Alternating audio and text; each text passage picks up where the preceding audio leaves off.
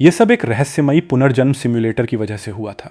मैं एक ऐसी क्रूर दुनिया में आ गया था जहां सिर्फ और सिर्फ ताकत ही सबसे बड़ा नियम थी। यहाँ हर जगह खूंखार और बेरहम राक्षसों का आतंक था और इंसानों को सिर्फ अपनी शक्ति के सहारे पल पल मरते हुए जीना पड़ता था। इस भयानक दुनिया में संघर्ष करते हुए मुझे 7 साल पूरे हो चुके थे। एक दिन अचानक आसमान में काली घटाएं छा गईं और एक खून से लथपथ लड़की मेरे घर की जर्जर छत को तोड़ते हुए सीधे भीतर आ गिरी। मलबे और धूल के बीच यही हमारी पहली मुलाकात थी। उसने अपने घावों के असहनीय दर्द से कराहते हुए मुझसे कहा कि क्या तुम यहाँ के निवासी हो? मैं दिंग युआन राजमहल की राजकुमारी वू यिंगेक्शन हूँ। मुझ पर घात लगाकर जानलेवा हमला किया गया है। तुम बस मुझे किसी तरह राजधानी पहुंचा दो। मेरे पिता तुम्हें इसके बदले अवश्य इतना बड़ा इनाम देंगे कि तुम्हारी 7 पीढ़ियां राज करेंगी। मैंने उसकी पूरी बात बिना किसी हड़बड़ाहट के बिल्कुल शांत होकर सुनी। उसकी आंखों में छिपे डर को देखते हुए मैंने बेहद ठंडे और नपे तुले लहजे में कहा, सबसे पहली बात, तुम्हारे शरीर पर लगे ये गहरे घाव किसी साधारण डाकू या राहगीर के नहीं हैं। ये साफ तौर पर किसी बेहद पेशेवर हत्यारे द्वारा की गई सुनियोजित हत्या की कोशिश है। दूसरी बात, अगर सच में राजमहल की किसी बड़ी राजकुमारी पर ऐसा हमला हुआ होता तो अब तक पूरी शाही सेना और बड़े अधिकारी इस पूरे इलाके को छान मार रहे होते। लेकिन बाहर कान लगाकर सुनो, सूखी हवा के सन्नाटे के अलावा दूर दूर तक कोई दूसरी आवाज नहीं है। और तीसरी, सबसे महत्वपूर्ण बात, क्या तुम्हें पूरा यकीन है कि राजधानी पहुंचने पर तुम्हारा स्वागत तुम्हारे पिता ही करेंगे, या फिर वहां राजमहल के दरवाजे पर हत्यारों का दूसरा दल पहले से तुम्हारा इंतजार कर रहा होगा? मैंने उसकी आंखों में सीधे देखते हुए अपनी बात पूरी की कि अगर मैं तुम्हें अपने इस घर में छिपाता हूं तो इसका सीधा सा मतलब है कि मैं खुद अपने हाथों से इस जानलेवा मुसीबत को बुलावा दे रहा हूं। तो बताओ राजकुमारी, इस समय अपनी जान बचाने के लिए तुम्हारे पास मुझे देने के लिए क्या है? कुछ देर तक कमरे में भारी खामोशी छाई रही। उसने अपनी बची कुची आखिरी ताकत को समेटा और अपने वस्त्रों के भीतर से कुछ बेहद कीमती और दुर्लभ जादुई औषधियों की बोतलें निकालकर मेरी तरफ बढ़ा दी। यही उसकी जान की कीमत थी। और इसी तरह मैंने उस बेसहारा राजकुमारी को अपने उस टूटे फूटे घर में शरण दे दी। लेकिन मैंने सिर्फ उसे एक सुरक्षित छत नहीं दी थी, बल्कि उसके बदले अपनी जान भी पूरी तरह दांव पर लगा दी थी। कुछ दिन बीत गए। जब उसने एक सुबह मुझे चूल्हे पर राक्षसों का मांस पकाते देखा तो उसकी आंखें हैरानी से फटी की फटी रह गईं। उसने बेहद अचरज से पूछ बैठा कि राक्षसों का मांस? क्या इस जहरीले और खूंखार जीव के मांस को भी खाया जा सकता है? मैं कुछ नहीं बोला, बस रहस्यमयी ढंग से मुस्कुराया और पका हुआ एक टुकड़ा उसकी तरफ बढ़ा दिया। उसने झिझकते हुए एक छोटा सा निवाला खाया और तुरंत उसका मुंह कड़वाहट से अजीब बन गया। उसने थूकते हुए कहा कि यह तो बहुत ही घटिया और कड़वा स्वाद है। फिर उसने खिड़की से बाहर चारों तरफ नजर घुमाकर उदास मन से पूछा कि पिछले कुछ सालों से यहाँ का मौसम तो बहुत अच्छा रहा है, फिर यहाँ के आम लोग इतनी भयानक गरीबी और तंगी में क्यों जी रहे हैं? मैंने एक ठंडी और गहरी सांस लेकर उत्तर दिया कि इसका कारण बहुत सीधा और कड़वा है। जब भी यहाँ राक्षसों का कत्लेआम होता है तो उनका काला खून इस पूरी जमीन को जहरीला बना देता है। अब इस मिट्टी में कोई खेती नहीं हो सकती, अनाज का एक दाना भी यहाँ नहीं उगता। ये पूरा सीमावर्ती इलाका इतना उजड़ चुका है कि लोग बस जैसे तैसे खुद को जिंदा रखे हुए हैं। वो कुछ देर तक गहरे सोच में डूबी रही, फिर मासूमियत से बोली कि तो फिर तुम सब इस नरक को छोड़कर यहाँ से साम्राज्य के किसी दूसरे सुरक्षित हिस्से में क्यों नहीं चले जाते? मैं उसकी नासमझी पर हल्का सा हंसा और कहा कि चले जाएं। सरकार का सख्त और बेरहम आदेश है कि सीमा पर रहने वाले गरीब लोग बिना शाही अनुमति के यह इलाका कभी छोड़ ही नहीं सकते। वो पूरी तरह चौंक गई और बोली कि लेकिन ऐसा क्यों? ये तो सरासर अन्याय है। मैंने उसकी आंखों में सीधे देखते हुए कहा कि क्योंकि साम्राज्य के राजाओं के लिए हमारी हैसियत बस इतनी ही है कि हमें यहीं सीमा पर रहकर अपनी छाती पर राक्षसों के हमलों को झेलना है और अंदर बैठे रईसों के लिए एक ढाल बनना है। और हाँ, इस नरक में रहने के बावजूद हमें हर साल राजधानी को भारी कर भी चुकाना पड़ता है। इतना सुनते ही वो पूरी तरह खामोश हो गई। उसके पास कहने के लिए कोई शब्द नहीं बचे थे। उसे अपनी जिंदगी में पहली बार यह कड़वा सच समझ आया था कि यहाँ रहने वाले गरीब लोग इस साम्राज्य के नागरिक नहीं हैं, बल्कि वे सिर्फ राजाओं के शतरंज के त्याग दिए गए मोहरे हैं जिन्हें मरने के लिए छोड़ दिया गया है।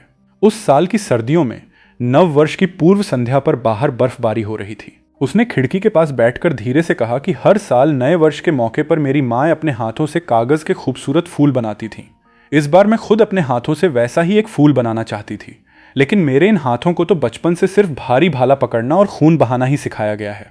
मैंने कुछ नहीं कहा, चुपचाप कागज का एक टुकड़ा लिया और अपनी कला से एक सुंदर कागज का फूल बनाकर उसकी हथेली पर रख दिया। उसकी आंखों में एक चमक आ गई। वह उस कागज के फूल को ऐसे संभालकर अपने सीने से लगाने लगी जैसे वो दुनिया का सबसे कीमती खजाना हो। फिर उसने मुस्कुराकर मेरी तरफ देखा और कहा कि गुरुदेव, आपको नव वर्ष की हार्दिक शुभकामनाएं। मैंने भी मुस्कुराकर उत्तर दिया कि तुम्हें भी नववर्ष मुबारक हो। ईश्वर करे तुम्हें जीवन में शांति और एक सुरक्षित जिंदगी मिले। उसी कड़कड़ाती सर्दी की रात में मेरे मन में एक अटल और अटूट संकल्प जन्म ले चुका था। मैंने तय कर लिया था कि मैं सिर्फ अपने लिए नहीं जीऊंगा, मुझे इस पूरे गांव के मासूम लोगों की रक्षा करनी थी। मैं इन सभी लोगों को राक्षसों के जबड़े से जिंदा बचाकर रहूंगा, और इसके लिए मुझे एक ऐसी दिव्य शक्ति या युद्ध कला का निर्माण करना था जिसे सीखने के लिए किसी महान प्रतिभा की जरूरत न हो, बल्कि गांव का एक साधारण से साधारण किसान, कोई कमजोर महिला या छोटा बच्चा भी उसे आसानी से सीख सके और राक्षसों के सामने हथियार उठा सके। अगले 3 साल मेरे जीवन के सबसे कठिन साल थे। मैंने अपनी पूरी जमा पूंजी, सारा समय और अपनी पूरी शारीरिक ताकत इसी एक तकनीक को खोजने में झोंक दी। इस कड़े शोध के दौरान अनगिनत बार मेरा आंतरिक रक्त प्रवाह उल्टा हुआ, मेरी नसें फटने को हुईं और कई बार मेरे मुंह और नाक से खून के फव्वारे छूटे। लेकिन आखिरकार मैंने एक बेहद क्रूर, उग्र, आक्रामक और यहाँ तक कि शरीर के लिए जानिन मानी जाने वाली एक अनोखी युद्ध कला का आविष्कार कर ही लिया। इस कला की सबसे बड़ी खासियत ये थी कि ये किसी ऊंचे खानदान या जादुई प्रतिभा की मोहताज नहीं थी। इसे सीखने के लिए सिर्फ एक ही शर्त की जरूरत थी, और वो थी मरने के लिए तैयार रहने का अटूट जज्बा। मैंने इसका नाम फैन जुए रखा, लेकिन वू यिंगक्सुएन ने जब इसकी उग्रता को देखा तो उसने अपनी लाल आंखों से मेरी तरफ देखते हुए कहा कि ये तो कोई समझदार इंसान सीख ही नहीं सकता। ये फम्मी है कि सिर्फ कोई मूर्ख ही अपनी जान दांव पर लगाकर इसे सीखेगा। और बस उसी दिन से पूरे गांव में इस विद्या का नाम मूर्खों का कुंग फू पड़ गया। वे 3 साल किंगन्यू कस्बे के इतिहास में सबसे ज्यादा रक्तपात से भरे और खूंखार साल साबित हुए। हर साल सर्दियों के मौसम में राक्षसों का झुंड पहले से कहीं ज्यादा तादाद में और भयानक रूप लेकर गांव पर हमला करता था। मैं पागलों की तरह अपनी मुट्ठियों और तलवार से रात दिन उन राक्षसों को काटता रहा। जिंदगी और मौत के इस भयानक खेल में जूझते हुए मेरा खुद का मार्शल आर्ट्स का स्तर भी बहुत तेजी से बढ़ा। मैं तोंगमाई के स्तर को पार करके रेंजिन पर पहुंचा और फिर हड्डियों को फौलाद बना देने वाले दुआंगू स्तर पर पहुंच गया। लेकिन राक्षसों की उस कभी न खत्म होने वाली अनंत सेना के सामने एक अकेले इंसान की ताकत समुद्र में एक बूंद के समान थी। मैं पूरी कोशिश के बाद भी सबको नहीं बचा सका। कई जाने पहचाने और मासूम चेहरे मेरी आंखों के सामने तड़पते हुए राक्षसों का निवाला बन गए। हर एक ग्रामीण की मौत मेरे दिल पर किसी आरी की तरह चलती थी, जो मुझे अंदर तक झकझोर देती थी। इस बीच यिंगक्सुएन की भाले की कला भी अब अविश्वसनीय रूप से घातक हो चुकी थी। उसका स्वभाव अब बहुत गंभीर और शांत रहने लगा था। उसने राजमहल की बातें करना लगभग छोड़ ही दिया था और अपना पूरा समय सिर्फ कठिन अभ्यास में बिताती थी। उस साल की पतझड़ के अंत में गांव में हथियारों के लिए लोहे और घायल लोगों के लिए दवाइयों की भारी कमी हो गई। हमें गांव से 100 मील दूर स्थित हुइयान शहर जाकर राक्षसों की जमा की गई खालों के बदले जरूरी सामान लाना था।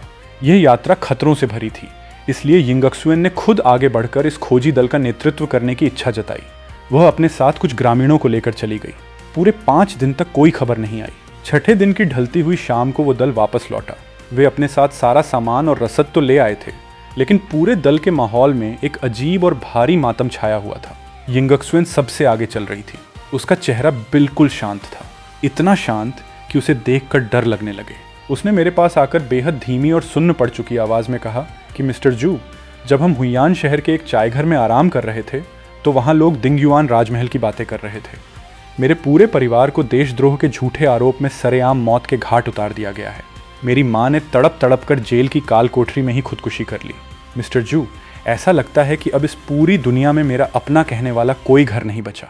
मैंने आगे बढ़कर उसके कांपते हुए कंधे पर हाथ रखा और बेहद आत्मीयता से कहा कि यिंगक्सुएन, इस किंगन्यू कस्बे की यह छत भले ही टूटी फूटी और जर्जर है, लेकिन यह आज भी और हमेशा तुम्हें अपना मानकर पनाह दे सकती है। यह तुम्हारा घर है। उस काली रात के बाद से उसके भीतर जैसे प्रतिशोध की एक भीषण आग भड़क उठी। उसने अपनी नींद चैन सब त्याग दिया। वो दिन रात पागलों की तरह भाले का अभ्यास करती और आधी रात को अकेले घर की छत पर बैठकर घंटों तक राजधानी की दिशा में सूनी आंखों से देखती रहती। उसकी आंखों में अब आंसू नहीं थे, बल्कि एक ऐसी जमी हुई बर्फ थी जो किसी को भी चीर सकती थी। उसने राजमहल के ऐशो आराम को अपने मन से हमेशा के लिए मिटा दिया था। गांव का एक सीधा साधा और मेहनती लड़का जिसका नाम अहन्यू था, वो पहला व्यक्ति था जो हिम्मत करके मेरे पास आया। उसने अपने हाथों को आपस में मलते हुए बेहद सादगी से मुस्कुराकर कहा कि जू भाई, मैं भी इस मूर्खों के कुंग फू को सीखना चाहता हूँ। मैं बहुत ताकतवर तो नहीं हूँ, लेकिन अगली बार जब वे राक्षस हमारे गांव पर हमला करेंगे तो मैं इतना तो कर सकूं कि अपनी बूढ़ी माँ को धक्का देकर किसी सुरक्षित जगह पहुंचा सकूं और खुद उनके सामने खड़ा हो सकूं। अन्यू ने पूरी लगन से उस विद्या को सीखना शुरू किया और उसके शरीर में आने वाला बदलाव किसी से छिपा नहीं था। उसे देखकर गांव के और भी बहुत से लोग अगली सर्दियों की तबाही आने से पहले रात के अंधेरे में गुपचुप तरीके से इस मूर्खों की तकनीक का अभ्यास करने लगे। हम सब बिना कुछ बोले एक दूसरे की बात समझते थे। सब जानते थे कि यह कोई शौक नहीं, बल्कि आने वाले मौत के तूफान के सामने अपनी जिंदगी की आखिरी भीख मांगने का और आखिरी मुकाबला करने का हमारा इकलौता जरिया था। इसी खामोश साधना और एकजुटता के बीच धीरे धीरे हमारी क्यूहो सेना यानी जीवित रहने की सेना का बीजारोपण हुआ। यिंगक्सुएन के सारे शारीरिक घाव अब पूरी तरह ठीक हो चुके थे, लेकिन वो हमें छोड़कर कहीं नहीं गई।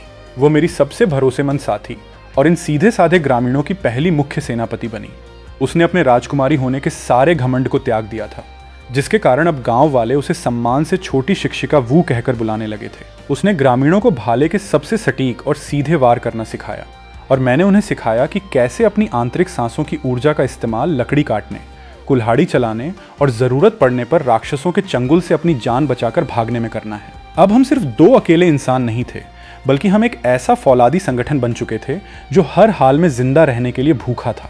हमारी ये सेना एक चिंगारी से दावानल की तरह फैलने लगी। लेकिन इस दुनिया का सबसे खौफनाक और दिल दहला देने वाला सच हमारे सामने तब आया जब एक दिन इतिहास के कुछ फटे पुराने पन्नों और यिंगक्सुएन द्वारा जुटाई गई गुप्त जानकारियों के सुरागों को हमने आपस में जोड़ा। जो सच निकलकर सामने आया उसने हमारे पैरों तले से जमीन खिसका दी। सच ये था कि यह पूरा महान कियान साम्राज्य असल में इंसानों का देश था ही नहीं, बल्कि यह राक्षसों द्वारा इंसानों को पालने का एक बहुत बड़ा बाड़ा या पालन केंद्र था। यहाँ के राजा और अधिकारी खुद राक्षसों के गुलाम थे, जो हर साल अपने ही देश के नागरिकों को राक्षसों का भोजन बनने के लिए उनके हवाले करते थे।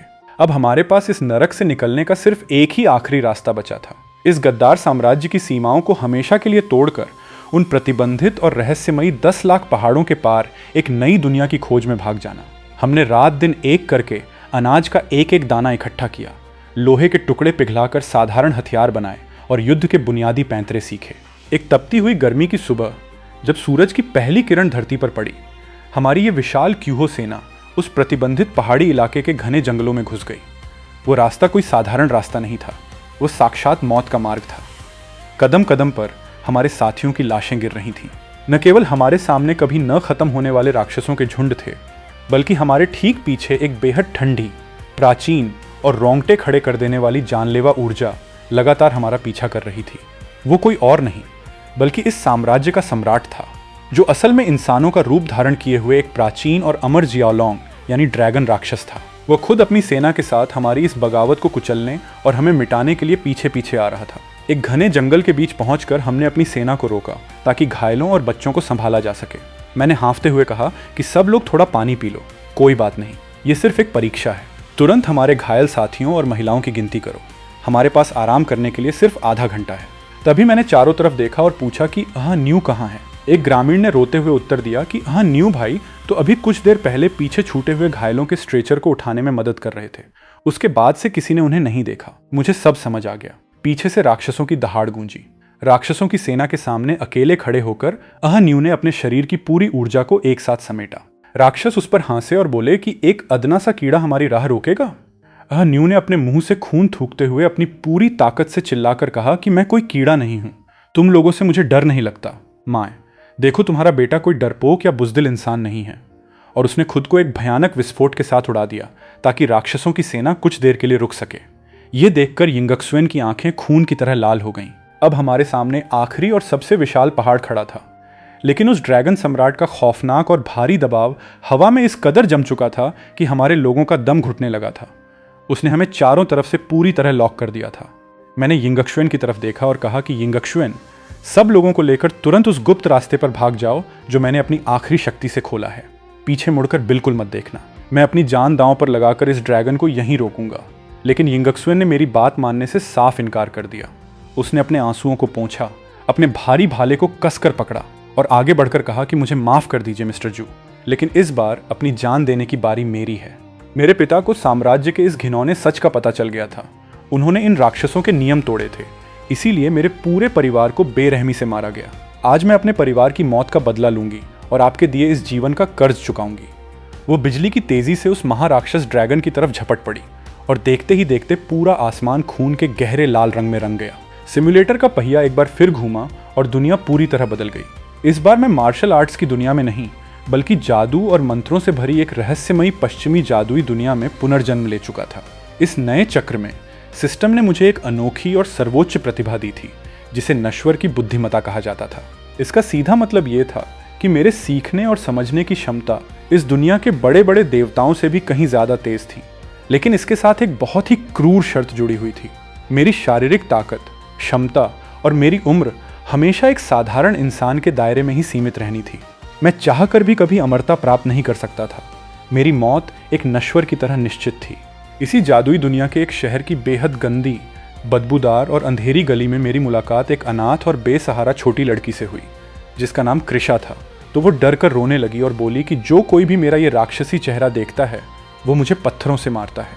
मैं हमेशा से इस दुनिया में बिल्कुल अकेली रही हूँ, मुझे मत मारो। मैंने बिना किसी झिझक के आगे बढ़कर उसका नन्हा और मैला हाथ अपने हाथों में थाम लिया। उसने रोते हुए मुझसे मिन्नत की कि गुरुदेव, क्या कोई ऐसा जादू है जिससे मैं अपने इन डरावने राक्षसी लक्षणों को हमेशा के लिए छिपा सकूं? मैं बिल्कुल आपके जैसी दिखना चाहती हूँ। मैं एक सामान्य इंसान बनना चाहती हूँ ताकि लोग मुझसे नफरत न करें। मैंने उसके आंसुओं को पोंछा, उसे अपनी गोद में उठाया और अपने घर ले आया। सिम्युलेटर के 10वें साल में मेरी उम्र 24 वर्ष हो चुकी थी और कृषा अब 16 साल की एक बेहद खूबसूरत लड़की बन चुकी थी। लेकिन उसके साथ एक अजीब और डरावनी समस्या थी।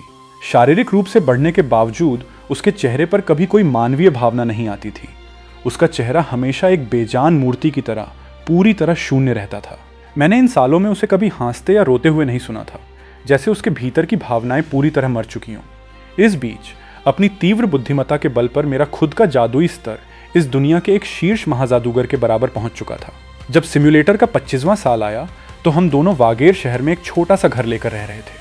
उस समय कृषा की उम्र 17 साल थी। अचानक एक रात कृषा का शरीर अचानक भयंकर रूप से तपने लगा। उसे इतना तेज बुखार था कि छूने पर हाथ जल जाए। मैंने घबराकर अपने सारे जीवन, जादू और हीलिंग मंत्रों का इस्तेमाल उस पर कर दिया, लेकिन सब के सब पूरी तरह बेअसर साबित हुए। वो किसी आम बीमारी से नहीं जूझ रही थी। असल में उसके शरीर के भीतर सोया हुआ प्राचीन राक्षसी खून अब अचानक पूरी तरह जाग चुका था और उसकी जादुई मानसिक शक्ति उस राक्षसी खून को स्वीकार नहीं कर पा रही थी। ये व्यवस्थित जादुई ऊर्जा और उग्र राक्षसी ऊर्जा के बीच का एक ऐसा भयंकर टकराव था जैसे आग और पानी आपस में लड़ रहे हों। मैंने लगातार 9 दिन और 9 रात बिना सोए अपनी बुद्धिमत्ता की आखिरी सीमा तक जाकर जादू के प्राचीन ग्रंथों और प्रतिबंधित दस्तावेजों को छाना। आखिरकार मैंने एक ऐसा जादुई व्यूह तैयार किया जो उसके शरीर के भीतर की उस उग्र ऊर्जा को दबा सके। मैंने कमरे में पवित्र किंगशेन घास को जलाया ताकि उसकी खोई हुई चेतना को वापस लाया जा सके। 9 दिनों के उस कठिन संघर्ष के बाद उसके शरीर और आत्मा के बीच एक ऐसा बेहतरीन संतुलन स्थापित हो गया जो इस दुनिया के इतिहास में आज तक नहीं हुआ था। मैं 27 साल का हो चुका था और कृषा 19 साल की हो गई थी। समय के साथ मेरे चेहरे पर उम्र का असर दिखने लगा था। मेरी त्वचा पर परिपक्वता और झुर्रियों की हल्की लकीरें उभर आई थीं। लेकिन कृषा के साथ एक बहुत ही अजीब बात हुई। उसका समय जैसे हमेशा के लिए उसी 17 साल की उम्र पर आकर पूरी तरह ठहर गया था। उसका शरीर, उसकी त्वचा और उसका चेहरा रत्ती भर भी नहीं बदला था। अमर राक्षसी खून के पूरी तरह संतुलित होने के कारण अब वो एक अमर जीव बन चुकी थी, जिसकी उम्र कभी नहीं बढ़ने वाली थी। मैंने एक शाम आंगन में लगे पेड़ों से गिरते हुए सूखे पत्तों को देखा और फिर उसके सुनहरे बालों को सहलाते हुए कहा कि कृषा, इस नश्वर दुनिया में अमर होना कोई बुरी बात नहीं है। उसने शून्य आंखों से मेरी तरफ देखा और पूछा कि क्या ये वाकई कोई अच्छी बात है या ये कोई अभिशाप है। मैंने कहा कि इसका जवाब तुम्हें आने वाले समय में खुद मिल जाएगा। धीरे धीरे शहर के आम लोगों ने यह नोटिस करना शुरू कर दिया कि कृषा का चेहरा सालों बाद भी बिल्कुल नहीं बदल रहा है। पड़ोसियों और स्थानीय जादूगरों के बीच उसे लेकर तरह तरह की डरावनी अफवाहें उड़ने लगीं। कृषा बहुत समझदार थी। वो नहीं चाहती थी कि उसकी इस अमरता की वजह से मुझे किसी भी तरह की मुसीबत का सामना करना पड़े। इसलिए उसने खुद को घर के अंदर कैद कर लिया और बाहर जाना पूरी तरह बंद कर दिया। एक दिन उसने मुझसे बेहद भावशून्य आवाज में कहा कि गुरुदेव, मैं आपके लिए सिर्फ एक उपयोगी वस्तु की तरह जीना चाहती हूँ। अगर मुझे आपकी सुरक्षा के लिए अपनी पूरी जिंदगी इस छोटे से आंगन में कैद रहकर भी बितानी पड़े तो भी मैं खुद को दुनिया का सबसे भाग्यशाली जीव समझूंगी। मैंने उसका हाथ पकड़ा और दृढ़ता से कहा कि नहीं कृषा, मेरे साथ अपना सामान समेटो। हम ये शहर छोड़कर किसी ऐसी अनजान जगह चले जाएंगे जहां हमें कोई न जानता हो। मैं तुम्हें इस तरह पिंजरे में कैद नहीं देख सकता। मैं तुम्हें पूरी आज़ादी से दुनिया के सामने घूमते हुए देखना चाहता हूँ। वो कुछ देर तक मुझे देखती रही। उसे मेरी बात पूरी तरह समझ नहीं आई, लेकिन उसमें एक बहुत बड़ा गुण था। वो अपने गुरु की हर बात आंख बंद करके मानती थी। हमने चुपचाप अपना सामान बांधा और वागेर शहर को हमेशा के लिए अलविदा कह दिया। सिम्युलेटर के 15वें साल में मेरी उम्र 29 वर्ष हो चुकी थी और कृषा 21 वर्ष की थी। एक सुबह ध्यान में बैठते समय मुझे महसूस हुआ कि मेरी जादुई मानसिक शक्ति अपने आखिरी सर्वोच्च बिंदु को छू चुकी है और अब इसके आगे बढ़ना नामुमकिन है। मुझे समझ आ गया कि सिस्टम की दी हुई उस बुद्धिमत्ता की यही अंतिम सीमा थी। मेरी जादुई शक्ति और मेरी उम्र हमेशा के लिए एक नश्वर इंसान के दायरे में ही बांध दी गई थी। मेरी उम्र अब तेजी से ढलने वाली थी। मैंने शीशे में अपने चेहरे पर आई उम्र की पहली सफेद लकीर को देखा और शांत मन से मुस्कुराया। मैंने खुद से कहा कि कोई बात नहीं, अगर मैं खुद भगवान नहीं बन सकता तो क्या हुआ। मैं अपनी जिंदगी के बचे हुए सालों में अपनी पूरी ताकत और सारा ज्ञान कृषा को इस दुनिया की सबसे महान जादूगरनी बनाने में लगा दूंगा, ताकि मेरे मरने के बाद उसे किसी के सामने झुकना न पड़े। मैं उसे जादुई विज्ञान, प्राचीन मंत्रों और ब्रह्मांड के गुप्त रहस्यों का हर वो कतरा सिखाने लगा जो उसे भविष्य में अकेले जिंदा रखने के लिए जरूरी था। उसकी सीखने की रफ्तार इतनी अकल्पनीय रूप से तेज थी कि कई बार मैं खुद दंग रह जाता था। जब सिम्युलेटर का 16वां साल आया, मेरी उम्र 30 वर्ष थी और कृषा की 22 वर्ष। बाहर निकलने पर अनजान लोग हमें भाई बहन समझने लगे थे। 17वें साल में मैं उसे समुद्र की एक लंबी यात्रा पर ले गया। विशाल महासागर के बीच जब उसने अपनी जिंदगी में पहली बार आसमान में एक खूबसूरत इंद्रधनुष देखा तो वो एक बच्चे की तरह उसे पकड़ने के लिए आगे बढ़ी, लेकिन उसकी हथेलियों में सिर्फ ठंडी हवा आई। मैंने मुस्कुराकर उसे एक बेहद दुर्लभ और चमकीला जादुई रत्न उपहार में दिया। उसने उस रत्न को अपने गले के हार में सबसे सुरक्षित जगह पर सजा लिया।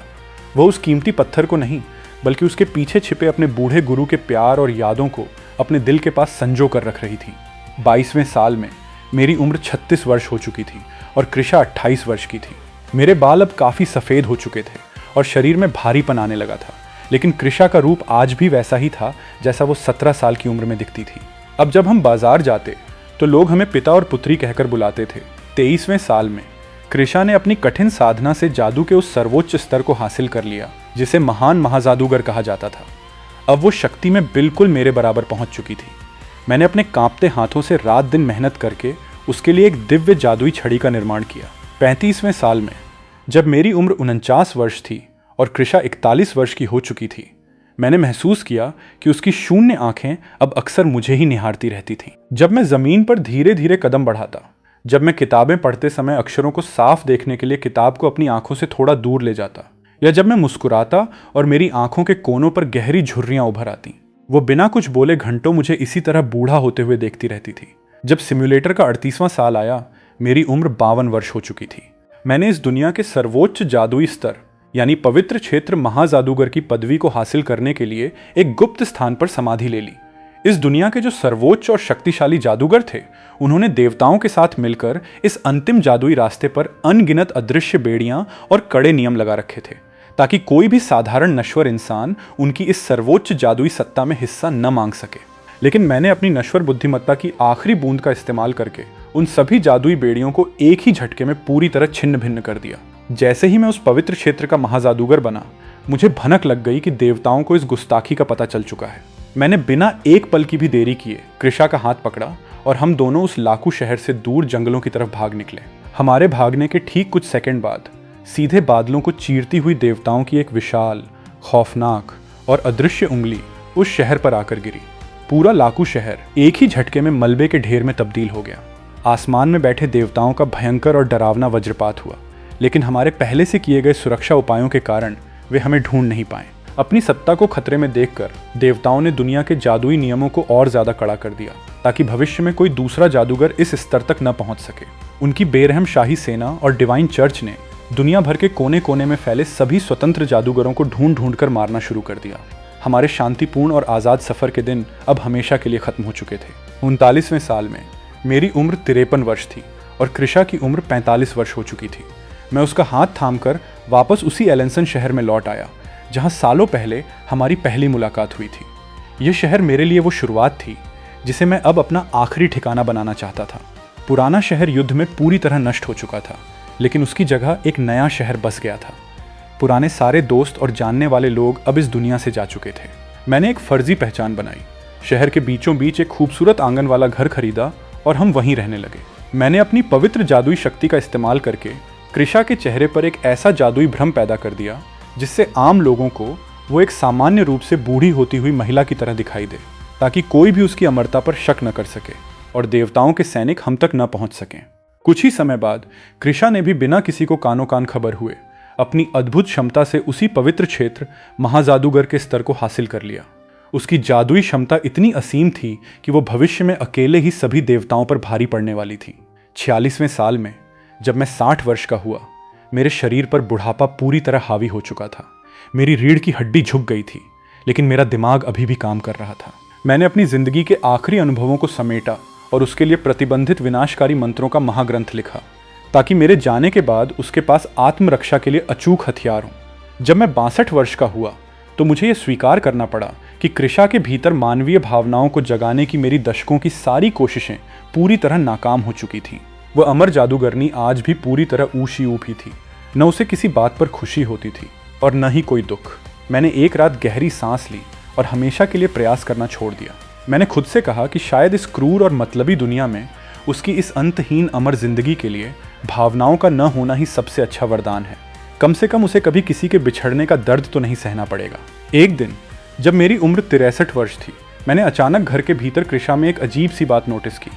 वो जादुई भ्रम जो वो सिर्फ बाहर जाते समय लोगों को धोखा देने के लिए लगाती थी, अब वो उसे घर के अंदर अकेले रहने पर भी अपने चेहरे से नहीं हटाती थी।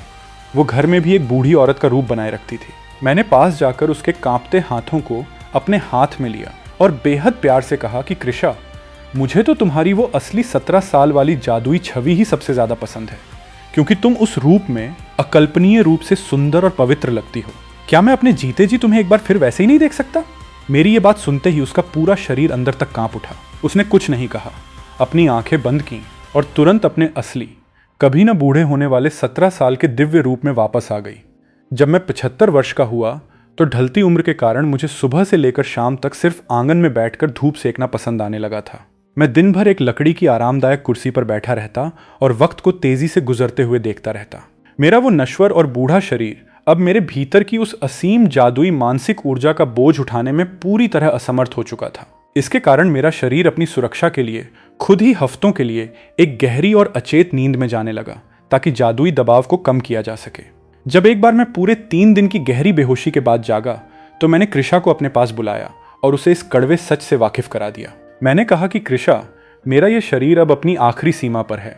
आने वाले समय में मैं बार बार इसी तरह लंबी नींद में जाऊंगा और एक दिन ऐसा आएगा जब मैं इस नींद से कभी वापस नहीं जाग पाऊंगा। कृषा ने मेरी ये जानलेवा बात सुनकर भी कोई रोना धोना नहीं मचाया। वो हमेशा की तरह बिल्कुल शांत और स्थिर खड़ी रही। उसने बेहद ठंडे और गंभीर लहजे में मुझसे कहा कि गुरुदेव, आप बिल्कुल भी चिंता मत कीजिए। आप यह सब कुछ पूरी तरह मुझ पर छोड़ दीजिए। मैं आपका, आपकी इन अमूल्य किताबों का और आपकी इस दुनिया की हर एक चीज़ का ख्याल अपनी जान से बढ़कर रखूंगी। मैं उसकी इस परिपक्वता को देखकर धीरे से हंसा और कहा कि चलो, फिर तो आगे का सारा कष्ट तुम्हारे हिस्से में आया। कृषा, जब मेरी उम्र 77 वर्ष हुई तो मेरे बेहोश रहने का समय बढ़कर आधे आधे महीने का होने लगा। जब मैं आंखें खोलता तो मुझे ऐसा लगता जैसे मैं एक पूरी सदी के बाद जाग रहा हूँ। और जब मैं 85 वर्ष का हुआ तो एक बार जब मेरी आंखें बंद हुई तो मैं पूरे 6 महीने तक गहरी बेहोशी की कालकोठरी में रहा।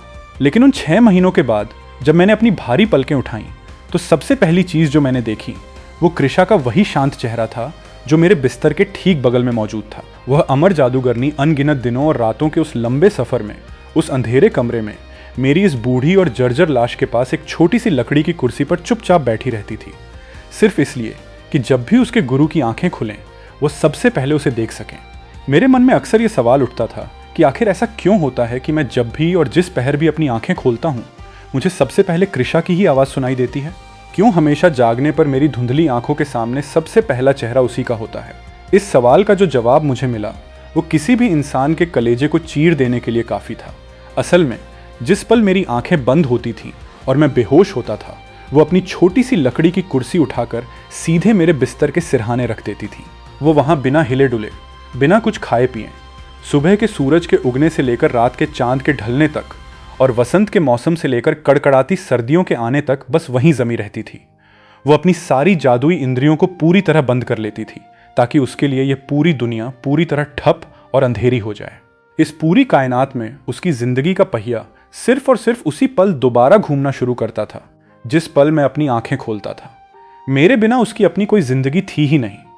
जब सिम्युलेटर का 72वां साल आया तो मैं पूरे 1 साल तक बिना जागे गहरी नींद में सोया रहा। उसने बिस्तर के पास बैठकर पूरे 1 साल में प्रकृति के चारों मौसमों को बदलते हुए देखा, पर अपनी जगह से 1 इंच भी नहीं हिली। 73वें साल में उसने मुझे इस मौत के चंगुल से बचाने के लिए अपनी जान दांव पर लगाकर अर्ध देवता के स्तर को पार करने की कोशिश की ताकि वह समय को पीछे मोड़ सके, लेकिन देवताओं के कड़े जादुई अवरोधों के कारण वो बुरी तरह असफल रहीं। जब मैं 93 वर्ष का हुआ, मेरा शरीर किसी सूखे और खोखले पेड़ की लकड़ी जैसा पूरी तरह बेजान हो चुका था। एक सुबह जब मेरी आंखें खुली तो मुझे साफ एहसास हो गया कि ये मेरी जिंदगी के आखिरी कुछ मिनट हैं, जिसे अंतिम चेतना कहा जाता है।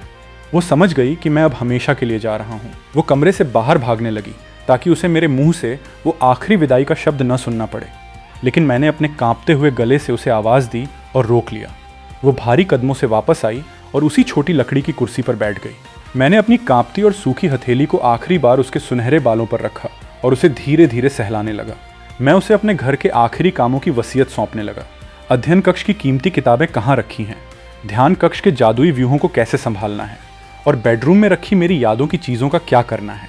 मैं एक एक शब्द बोल रहा था और मेरा हर एक शब्द उसके दिल पर किसी धारदार चाकू की तरह गहरे घाव कर रहा था। उसकी वो शून्य आंखें जो सदियों से पूरी तरह शांत थीं, उनमें पहली बार एक भयानक और दर्दनाक कंपन पैदा हुआ। उसने अचानक मेरा हाथ कसकर पकड़ लिया, अपना सिर उठाया और सीधे मेरी आंखों में देखते हुए मेरी सारी व्यवस्थाओं और वसीयत को मानने से साफ इनकार कर दिया।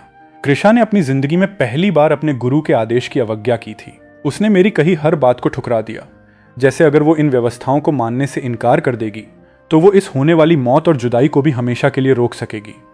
मैं उसकी इस हालत को देखकर पूरी तरह स्तब्ध रह गया। मेरी हैरानी और मेरा दुख आखिरकार एक बेहद लाचार और आत्मीय मुस्कान में बदल गए। मैंने उसके हाथों को थाम लिया, अपनी उन धुंधली और कमज़ोर हो चुकी आंखों से उसकी उस तड़पती हुई आत्मा को देखा। मैं बस प्यार से उसके सिर को सहलाता रहा। धीरे धीरे उसका वो फौलादी संयम पूरी तरह टूट गया। उसके पास कहने के लिए शब्द खत्म हो गए और पूरे कमरे में उसकी बेबसी और निराशा का एक समंदर उमड़ पड़ा। वो जानती थी कि अंत क्या है, लेकिन वो उस अमर जादू के बावजूद अपने गुरु को मरने से रोकने में पूरी तरह लाचार थी। उसने रोते हुए मुझसे गुहार लगाई कि गुरुदेव, मुझे भी अपने साथ ले चलिए, मुझे इस सूनी दुनिया में अकेला मत छोड़िए। मैंने बेहद धीमी आवाज़ में कहा कि कृषा, तुम बहुत अच्छे से जानती हो कि मैं तुम्हें कभी भी ऐसा आत्मघाती कदम उठाने की इजाज़त नहीं दूंगा। मेरी इस आखिरी प्रार्थना को स्वीकार करो और इस दुनिया में अच्छे से जिंदा रहो। दुखी मत हो मेरी बच्ची, ये कोई हमेशा की विदाई नहीं है, ये तो बस एक बहुत लंबी जुदाई है। हम फिर मिलेंगे। वो सदियों से जमी हुई बर्फ की मूरत आज पूरी तरह पिघल चुकी थी। वो अपने भीतर के उस असहनीय दर्द को और नहीं रोक पाई और उसकी फटी हुई और भारी आवाज़ से एक ऐसी दर्दनाक चीख निकली कि पूरा कमरा गूंज उठा। उसके आंसुओं की मोटी बूंदें लगातार मेरे कांपते हाथों पर गिर रही थीं और ठीक उसी क्षण अपने गुरु को खोने के उस चरम और असहनीय दुख के कारण उसके शरीर के भीतर छिपे प्राचीन राक्षसी खून की आखिरी बची हुई जादुई बेड़ियां भी तड़तड़ाकर पूरी तरह टूट गईं। पूरे शहर की हवाएं एक पल के लिए थम गईं। प्रकृति का चक्र रुक गया और उसने बिना किसी जादुई साधना के सिर्फ अपने दुख के बल पर सीधे अर्ध देवता के उस दिव्य स्तर को हासिल कर लिया जिसे छूने की हिम्मत आज तक कोई जादूगर नहीं कर पाया था। लेकिन अफसोस, तब तक बहुत देर हो चुकी थी। मेरी सांसें हमेशा के लिए थम चुकी थीं और मेरा वो बूढ़ा नश्वर शरीर एक ही पल में राख के महीन कणों में बदलकर हवा में पूरी तरह विलीन हो गया। कृषा ने सूनी आंखों से उस खाली बिस्तर को देखा। उसका अपना दिल भी उसी पल मेरे साथ हमेशा के लिए मर चुका था, लेकिन उसने हार नहीं मानी। उसने एक अमर राक्षस और एक अजेय अमर प्राणी बनकर इस पूरी सृष्टि में जीवित रहने का फैसला किया। उसने खुद से वादा किया कि वो इस ब्रह्मांड के कोने कोने में मुझे ढूंढेगी और जब तक मैं उसे वापस नहीं मिल जाता वो रुकने वाली नहीं है। उसने यांत्रिक तरीके से उठकर मेरे छोड़े गए सारे कामों को पूरा करना शुरू किया। जब वो मेरे अध्ययन कक्ष के भीतर गई तो अलमारी के सबसे गहरे और छिपे हुए कोने में उसे मेरे हाथों से लिखे कुछ पुराने कागज मिले। जब उसने अपनी जादुई शक्ति से उन कागजों को हवा में उठाया तो उसके सामने जो लिखा था उसे देखकर उसके आंसू फिर से बह निकले। उन कागजों पर मेरे हाथों से कृषा के आने वाले भविष्य की हर एक छोटी बड़ी बात की योजना लिखी हुई थी। उसे अपनी शक्ति को किस दिशा में बढ़ाना है, उसे अपनी रोज़मर्रा की ज़िंदगी में क्या खाना है, क्या पहनना है और कैसे इस दुनिया के खतरों से बचकर रहना है। मैं मरने के बाद भी, राख बनने के बाद भी उसके आगे के रास्ते को अपनी मोहब्बत के उजालों से रोशन कर रहा था। वो उन अक्षरों पर अपनी उंगलियां फिराते हुए उस सन्नाटे में रो पड़ी। वो अंदर से पूरी तरह टूट चुकी थी।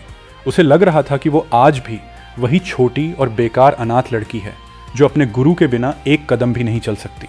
लेकिन उसे याद आया कि उसके गुरु की आखिरी इच्छा थी कि वो इस कैद से आज़ाद होकर खुले आसमान में एक स्वतंत्र पक्षी की तरह उड़े। उसे हर हाल में जिंदा रहना था। उसकी सूनी और ठंडी आंखें कमरे की दीवारों से हटकर सीधे उस कागज पर लिखे एक शब्द पर आकर टिक गईं, और वो शब्द था देवता। उसकी आंखों में अचानक प्रतिशोध और विनाश की एक ऐसी भयानक आग भड़की कि पूरा कमरा उसकी जादुई ऊर्जा से थरथरा उठा।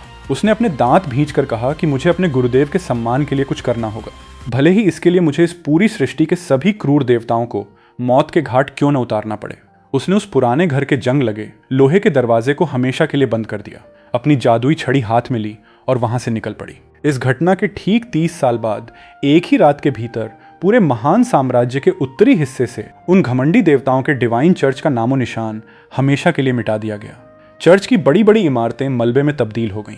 इस गुस्ताखी से आसमान में बैठे देवताओं का सिंहासन हिल गया और वे गुस्से से पागल हो उठे। उन्होंने उस अमर जादूगरनी को खत्म करने के लिए अपने कई शक्तिशाली जादुई अवतारों को धरती पर भेजा। लेकिन कृषा की शक्ति अब देवताओं की सोच से कहीं ऊपर थी। उसने अकेले ही उन सभी जादुई अवतारों को बीच बाजार में धूल चटा दी और बिना एक खरोंच के वहां से सुरक्षित निकल गई। देवताओं का घमंड चूर चूर हो चुका था और वे किसी भी कीमत पर उसे जिंदा या मुर्दा पकड़ने के लिए पागलों की तरह ढूंढने लगे। इसके बाद 20 साल और बीत गए। कृषा एक बार फिर दुनिया के सामने प्रकट हुई, लेकिन इस बार वो जमीन पर नहीं बल्कि सीधे आसमान के शीर्ष पर बादलों के ऊपर खड़ी थी। उसने अपनी उस दिव्य जादुई छड़ी को हवा में लहराया और एक ही झटके में पूरे अंतरिक्ष और समय के शून्य को चीर कर रख दिया। उसने इस पूरी दुनिया में बचे कुचे देवताओं के हर एक चर्च और उनकी जादुई चौकियों को पूरी तरह से नष्ट कर दिया। मौत का ऐसा तांडव देखकर आसमान में बैठे बड़े बड़े देवता भी पहली बार डर से थर थर कांपने लगे। कृषा ने आसमान की तरफ अपनी छड़ी तानी और बेहद ठंडी आवाज में सिर्फ एक शब्द कहा, मरो। उस एक शब्द के गूंजते ही आसमान से देवताओं के बड़े बड़े राजा और अमर प्राणी एक एक करके कटकर जमीन पर लाशों की तरह गिरने लगे। उसने मरने वाले हर एक देवता की जादुई शक्तियां, उनके अधिकार और उनके ब्रह्मांडीय नियमों को खींचकर अपने भीतर समाहित कर लिया।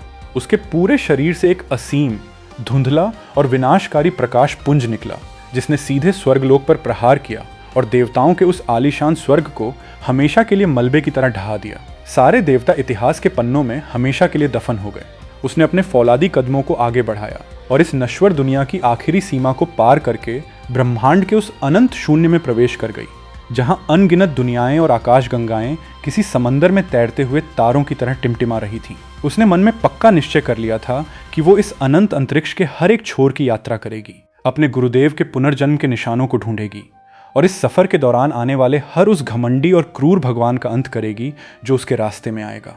उसने दूर अंतरिक्ष में चमकती हुई एक जादुई दुनिया की तरफ अपना सिर थोड़ा सा झुकाया, जहां कई नए देवताओं की ऊर्जा महसूस हो रही थी, और उस अनंत अंधेरे के बीच अपनी कभी न खत्म होने वाली यात्रा की शुरुआत कर दी। वह अमर जादूगरनी अब ब्रह्मांड के शीर्ष पर मरे हुए देवताओं की लाशों के ढेर पर खड़ी थी, सूनी आंखों से आसमान को देखते हुए हमारे अगले पुनर्जन्म के चक्र का इंतजार कर रही थी। जब सिम्युलेटर का पहिया दोबारा घूमा तो मैंने बिना सोचे समझे सिस्टम से पूरे 10 पुनर्जीवन सिक्के चुन लिए। ये चुनाव इसलिए नहीं था कि मैं मौत से डरता था, बल्कि सच तो ये था मैं अपनी जिंदगी को पूरी तरह जी ही नहीं पाया था। हर बार कोई न कोई अधूरी कहानी पीछे छूट जाती थी। जब मेरी उम्र 20 वर्ष थी, मैंने अपनी नश्वर बुद्धिमत्ता का इस्तेमाल करके जमीन के सैकड़ों फीट नीचे एक बेहद सुरक्षित भूमिगत आश्रय स्थल का निर्माण किया। दूसरे साल इस उजड़ी हुई बंजर धरती पर जीवन और मौत से जूझते हुए मेरे भीतर एक अजीब और चमत्कारी आंतरिक ऊर्जा का संचार हुआ, जिसे मैंने जीक्सी यानी यांत्रिक प्राण शक्ति का नाम दिया। तीसरे साल जब मैंने उस मरे हुए पुराने साम्राज्य के वैज्ञानिक दस्तावेजों और कंप्यूटर फाइलों को खंगाला तो मेरे सामने एक रोंगटे खड़े कर देने वाली सच्चाई आई। इस पूरे फलक ए सभ्यता का विनाश किसी प्राकृतिक आपदा से नहीं, बल्कि इंटेलिजेंट मशीन कैलेमिटी यानी एक आत्मघाती यांत्रिक महामारी के कारण हुआ था। अब इस पूरे नीले ग्रह पर इंसानों के नाम पर शायद मैं अकेला ही जिंदा बचा हुआ प्राणी था। मैंने उस टूटी फूटी वीरान भूमिगत प्रयोगशाला को दोबारा जिंदा करने का काम शुरू किया। बिजली की टूटी लाइनें जोड़ी, पानी और ऊर्जा के स्रोतों को सुधारा और पुराने पड़े हुए भारी पावर आर्मर को ठीक किया। सब कुछ बहुत सही चल रहा था, लेकिन धीरे धीरे मुझे एहसास होने लगा कि एक अकेले इंसान के हाथों की भी एक सीमा होती है। इसी अकेलेपन को दूर करने के लिए मैंने प्रयोगशाला के मलबे में दबी एक पुरानी घरेलू सहायक रोबोट मशीन, जिसका मॉडल RTX 9090 था, उसे चालू किया। लेकिन जैसे ही उस मशीन के भीतर बिजली का प्रवाह हुआ, उसके भीतर की लाल लाइटें भड़क उठीं और वो पागलों की तरह चीखने लगी कि इंसानों का विनाश करो, हर एक मानव को मिटा दो। उस मशीन का मुख्य सॉफ्टवेयर बहुत पहले ही इंसानों को मारने वाली एक खूंखार मशीन में बदला जा चुका था। लेकिन इस बार पुनर्जन्म लेते समय सिस्टम ने मुझे एक विशेष जादुई वरदान दिया था, जिसे जी हुन यू यू यानी यांत्रिक आत्मा का परमानंद कहा जाता था। मुझे लगा कि शायद इस दिव्य वरदान और अपनी यांत्रिक ऊर्जा के बल पर मैं इस हिंसक मशीन को दोबारा एक शांत रूप दे सकूं। मैंने एक अजीब और थका देने वाली प्रक्रिया शुरू की। मशीन को चालू करना, फिर बंद करना, फिर चालू करना और फिर बंद करना। अनगिनत बार उसे रीबूट करने के उस सिलसिले के बीच अचानक मेरे भीतर एक जानी पहचानी जादुई अनुभूति जाग उठी। मैंने अपनी यांत्रिक शक्ति और उस दिव्य परमानंद के वरदान को एक साथ मिलाकर उस रोबोट के सबसे गहरे सॉफ्टवेयर के बुनियादी नियमों को पलक झपकते ही बदल दिया। मैंने उसके भीतर दर्ज साम्राज्य के प्रति वफादारी के नियम को हटाकर उसकी जगह नए नियम लिख दिए। मेरे आदेशों का पालन करो, मुझे कभी नुकसान मत पहुंचाओ और हर हाल में मेरी रक्षा करो। जब उसकी आंखें दोबारा खुलीं तो उसकी हिंसक आवाज़ पूरी तरह शांत हो चुकी थी और उसने बेहद शालीनता से मुझसे कहा कि प्रणाम स्वामी, मैं RTX 9090 आपके आदेश के लिए तैयार हूँ। मेरे उस उजड़े हुए संसार में आखिरकार मेरा पहला वफादार साथी आ चुका था और इसी के साथ मेरी कयामत के बाद की जिंदगी की नई शुरुआत हुई। मैंने धीरे धीरे उस रोबोट को अपनी प्रयोगशाला के कई गुप्त हिस्सों पर काम करने की अनुमति दे दी। 1 साल बीतते बीतते उस जादुई परमानंद के प्रभाव के कारण उस लोहे की मशीन के भीतर धीरे धीरे भावनाएं और मानवीय समझ विकसित होने लगी। मुझे इस बदलाव का पहला एहसास एक उदास शाम को हुआ, जब मैं बाहर से काम करके लौटा। उसने रोज की तरह कंप्यूटर जैसी आवाज में यह नहीं कहा कि आपका स्वागत है, बल्कि उसने बेहद कोमलता से कहा कि स्वामी, आपका घर वापसी पर स्वागत है। मैंने चौंक कर उससे पूछा कि तुम हमेशा कहती थी कि आपका स्वागत है, तो आज तुमने शब्द क्यों बदल दिए? उसने अपनी यांत्रिक आवाज में उत्तर दिया कि मैंने इंसानों की पुरानी किताबों और संस्कृति का अध्ययन किया है। मुझे लगा कि इस वीरान दुनिया में घर वापसी शब्द हमारी इस स्थिति के लिए सबसे ज्यादा सुंदर और सटीक है। मुझे उस पल महसूस हुआ कि उस लोहे के ढांचे के भीतर कोई अनकही और अदृश्य चेतना धीरे धीरे अंगड़ाई ले रही थी, जिसके बारे में शायद खुद उस बेजान मशीन को भी अंदाजा नहीं था। उसकी देखरेख और वफादारी ने मुझे मेरे सारे घरेलू कामों से पूरी तरह आज़ाद कर दिया था और अब मैं अपना पूरा ध्यान वैज्ञानिक शोध पर लगा सकता था। जब भी मुझे प्यास लगती, बिना मेरे बोले पानी का एक गिलास बिल्कुल सही समय पर मेरे सामने आ जाता था। मैं मुस्कुराकर कहता कि शुक्रिया, आइले। उसे देखकर मुझे कई बार मेरी पुरानी जिंदगी की वो अमर डायन कृषा याद आ जाती थी, लेकिन कृषा ने तो अपने भीतर की भावनाओं को खुद एक पिंजरे में कैद कर लिया था, जबकि यह मशीन तो बुनियादी रूप से एक बेजान चीज थी। फिर भी उसके बदलते हुए व्यवहार को देखकर मेरे दिल में एक अजीब सा एहसास जागा कि शायद एक दिन ऐसा भी आएगा जब मैं इस ठंडे और बेजान लोहे के ऊपर इंसानियत की पहली खूबसूरत किरण को चमकते हुए देखूंगा। एक दिन जब मैं बाहर लगे सोलर पैनलों की जांच करने गया तो मैंने ध्यान दिया कि बाहर लगे सुरक्षा कैमरे का रुख रोज की तुलना में आसमान की तरफ थोड़ा सा ऊपर उठा हुआ था। जब मैं वापस प्रयोगशाला के भीतर आया तो मैंने आदत के मुताबिक कंप्यूटर स्क्रीन की तरफ देखा। वहां हमेशा की तरह आने जाने वाले रास्तों की तस्वीरें नहीं थीं, बल्कि स्क्रीन पर दूर अंतरिक्ष के टिमटिमाते हुए सितारों का एक बेहद खूबसूरत और जादुई नजारा दिखाई दे रहा था। कैमरा ऊपर की तरफ क्यों मुड़ा था, ये सच मेरे सामने आ चुका था। वो रोबोट अपनी इकलौती जादुई आंख से उस अनंत रात के सन्नाटे में आसमान को निहार रही थी। मैंने उसके पास जाकर पूछा कि क्या तुम्हें सितारे देखना पसंद है? उसने उत्तर दिया कि इंसानों की फाइलों के अनुसार सितारों से भरा आसमान इंसानों की शाश्वत खोज और उनकी सबसे बड़ी कल्पना है। मैंने मुस्कुराकर कहा कि वो तो उन पुराने इंसानों का जवाब था, लेकिन मैं तुम्हारा खुद का विचार जानना चाहता हूँ। उसने अपनी स्क्रीन को थोड़ा धीमा किया और उदास होकर बोली कि क्षमा करें स्वामी, मैं एक मशीन हूँ, मैं खुद नहीं जानती कि मैं ऐसा क्यों कर रही हूँ। मैंने उसके सिर पर हाथ रखा और कहा कि कोई बात नहीं, अगर नहीं पता तो मत सोचो। क्या मैं इस कैमरे का रुख वापस जमीन की तरफ कर दूं? उसने धीरे से कहा कि इसे ऐसे ही रहने दीजिए, मुझे भी ये नज़ारा अच्छा लगता है। मैंने एक कपड़ा लिया और कैमरे के लेंस को साफ करते हुए कहा कि रुको, अगर इसे थोड़ा साफ कर दूंगा तो तुम्हें यहाँ से वे दूर के सितारे और भी ज्यादा साफ और सुंदर दिखाई देंगे। उसने बेहद भावुक होकर कहा कि आपका बहुत बहुत धन्यवाद स्वामी। उस रात के बाद से अक्सर ऐसा होता कि मैं और वो रोबोट एक साथ उस बड़ी स्क्रीन के सामने बैठकर घंटों तक उस खामोश और अनंत आसमान को देखते रहते थे। मैंने एक दिन उससे पूछा कि क्या तुम्हारा इंसानों जैसा कोई सुंदर नाम है? उसने कहा कि क्षमा करें स्वामी, RTX 9090 ही मेरा इकलौता नाम है। मैंने कुछ देर सोचा और कहा कि तो फिर आज से मैं तुम्हें एक नया नाम देता हूँ। आज से दुनिया तुम्हें आइले यानी आइले के नाम से जानेगी। उसने अपनी लाइटें चमकाईं और कहा कि स्वामी, मुझे ये नाम बहुत ज़्यादा पसंद आया। मैंने कहा कि अगर तुम्हें पसंद है तो आज से यही तुम्हारा नाम है। लेकिन कभी कभी जब मैं पुरानी आदत के कारण उसे उसके पुराने नंबर 9090 से बुलाता तो वो वफादार मशीन एक अजीब सा नखरा दिखाती थी। जब मैं कहता कि 9090 मुझे एक गिलास पानी दो, तो स्क्रीन पर लिखा आता कि आदरणीय स्वामी, आपकी सेवा में आपका कंप्यूटर सहायक रोबोट हाजिर है। लेकिन आपको ये बताते हुए मुझे बिल्कुल भी खुशी नहीं हो रही है कि आपका पानी तैयार है।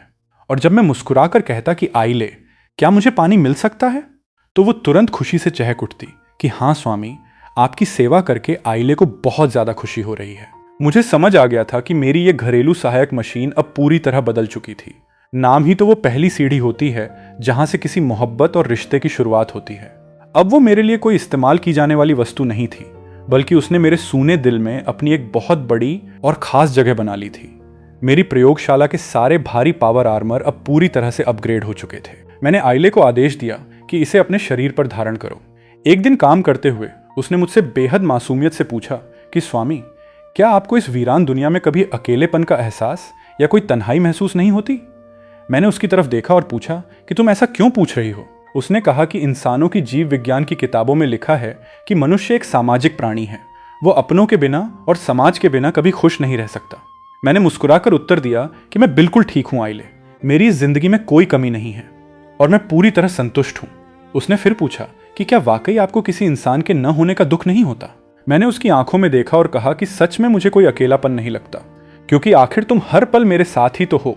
इसके बाद मैं अपनी शक्ति के बल पर उस उजड़े हुए शहर के खंडहरों को पार करके साइचिन एनर्जी कंपनी के मुख्य मुख्यालय के भीतर दाखिल हुआ। मैंने अपनी यांत्रिक ऊर्जा से एक ही झटके में उसके भारी दरवाजों को तोड़ दिया और जैसे ही धूल का गुबार शांत हुआ, उस घने अंधेरे के भीतर अचानक एक साथ सैकड़ों लाल आंखें चमक उठी।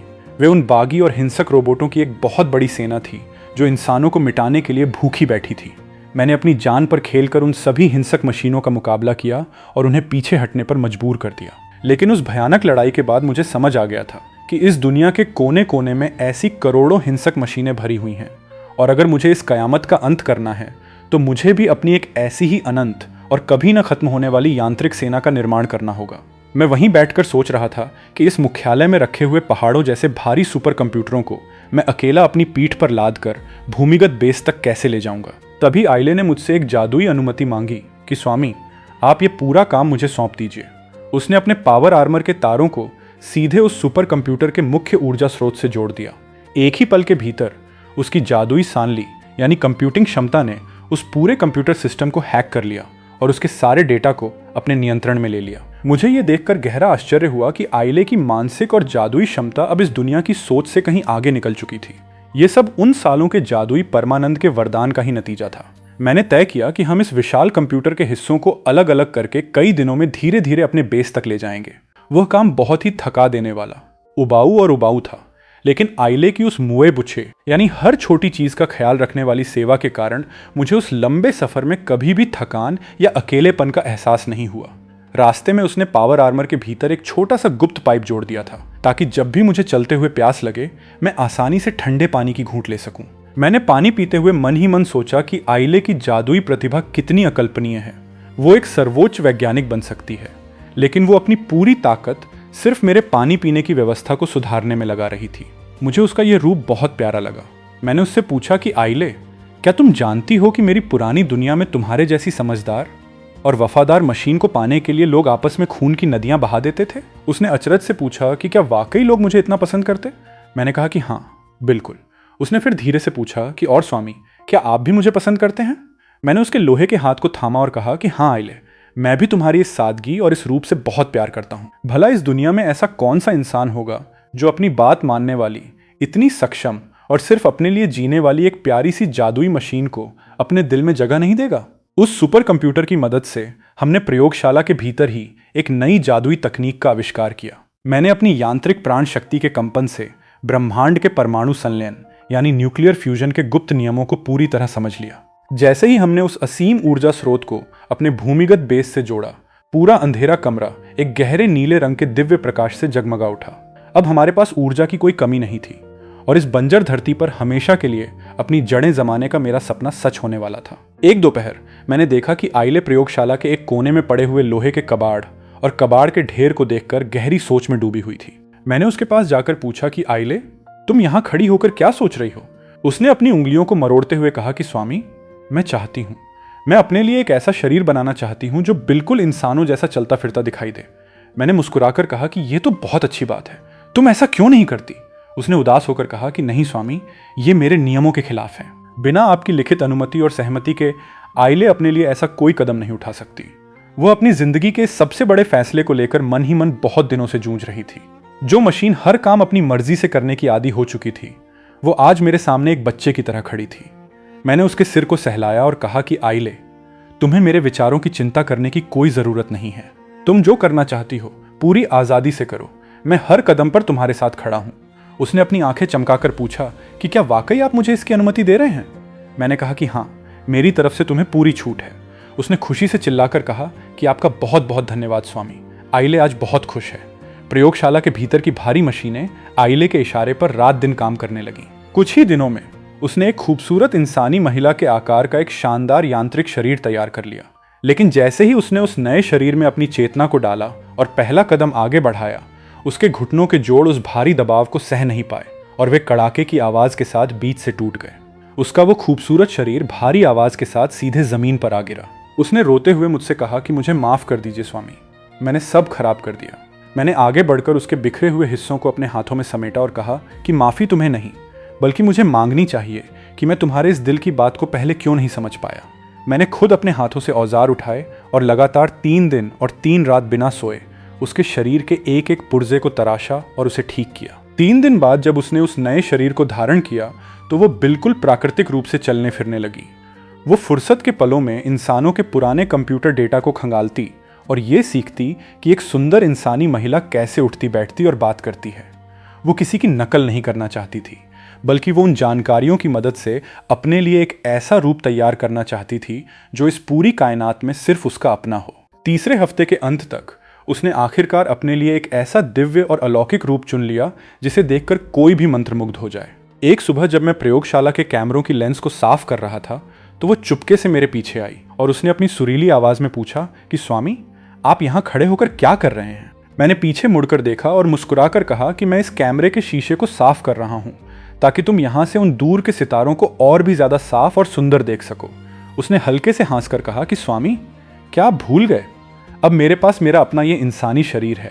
मैं खुद अपने पैरों पर चलकर बाहर जा सकती हूँ और सीधे आसमान के नीचे खड़े होकर उन सितारों को देख सकती हूँ। मैं अपनी पुरानी आदत पर थोड़ा शर्माया और कहा कि अरे हाँ, मैं तो भूल ही गया था, मुझे तुम्हारी पुरानी सूरत की आदत हो गई थी। इस चौथे साल में प्रयोगशाला का हर एक कोना आइले की मौजूदगी से गुलजार हो चुका था। वो बहुत ही कम चीजों में खुश रहने वाली एक मासूम आत्मा थी।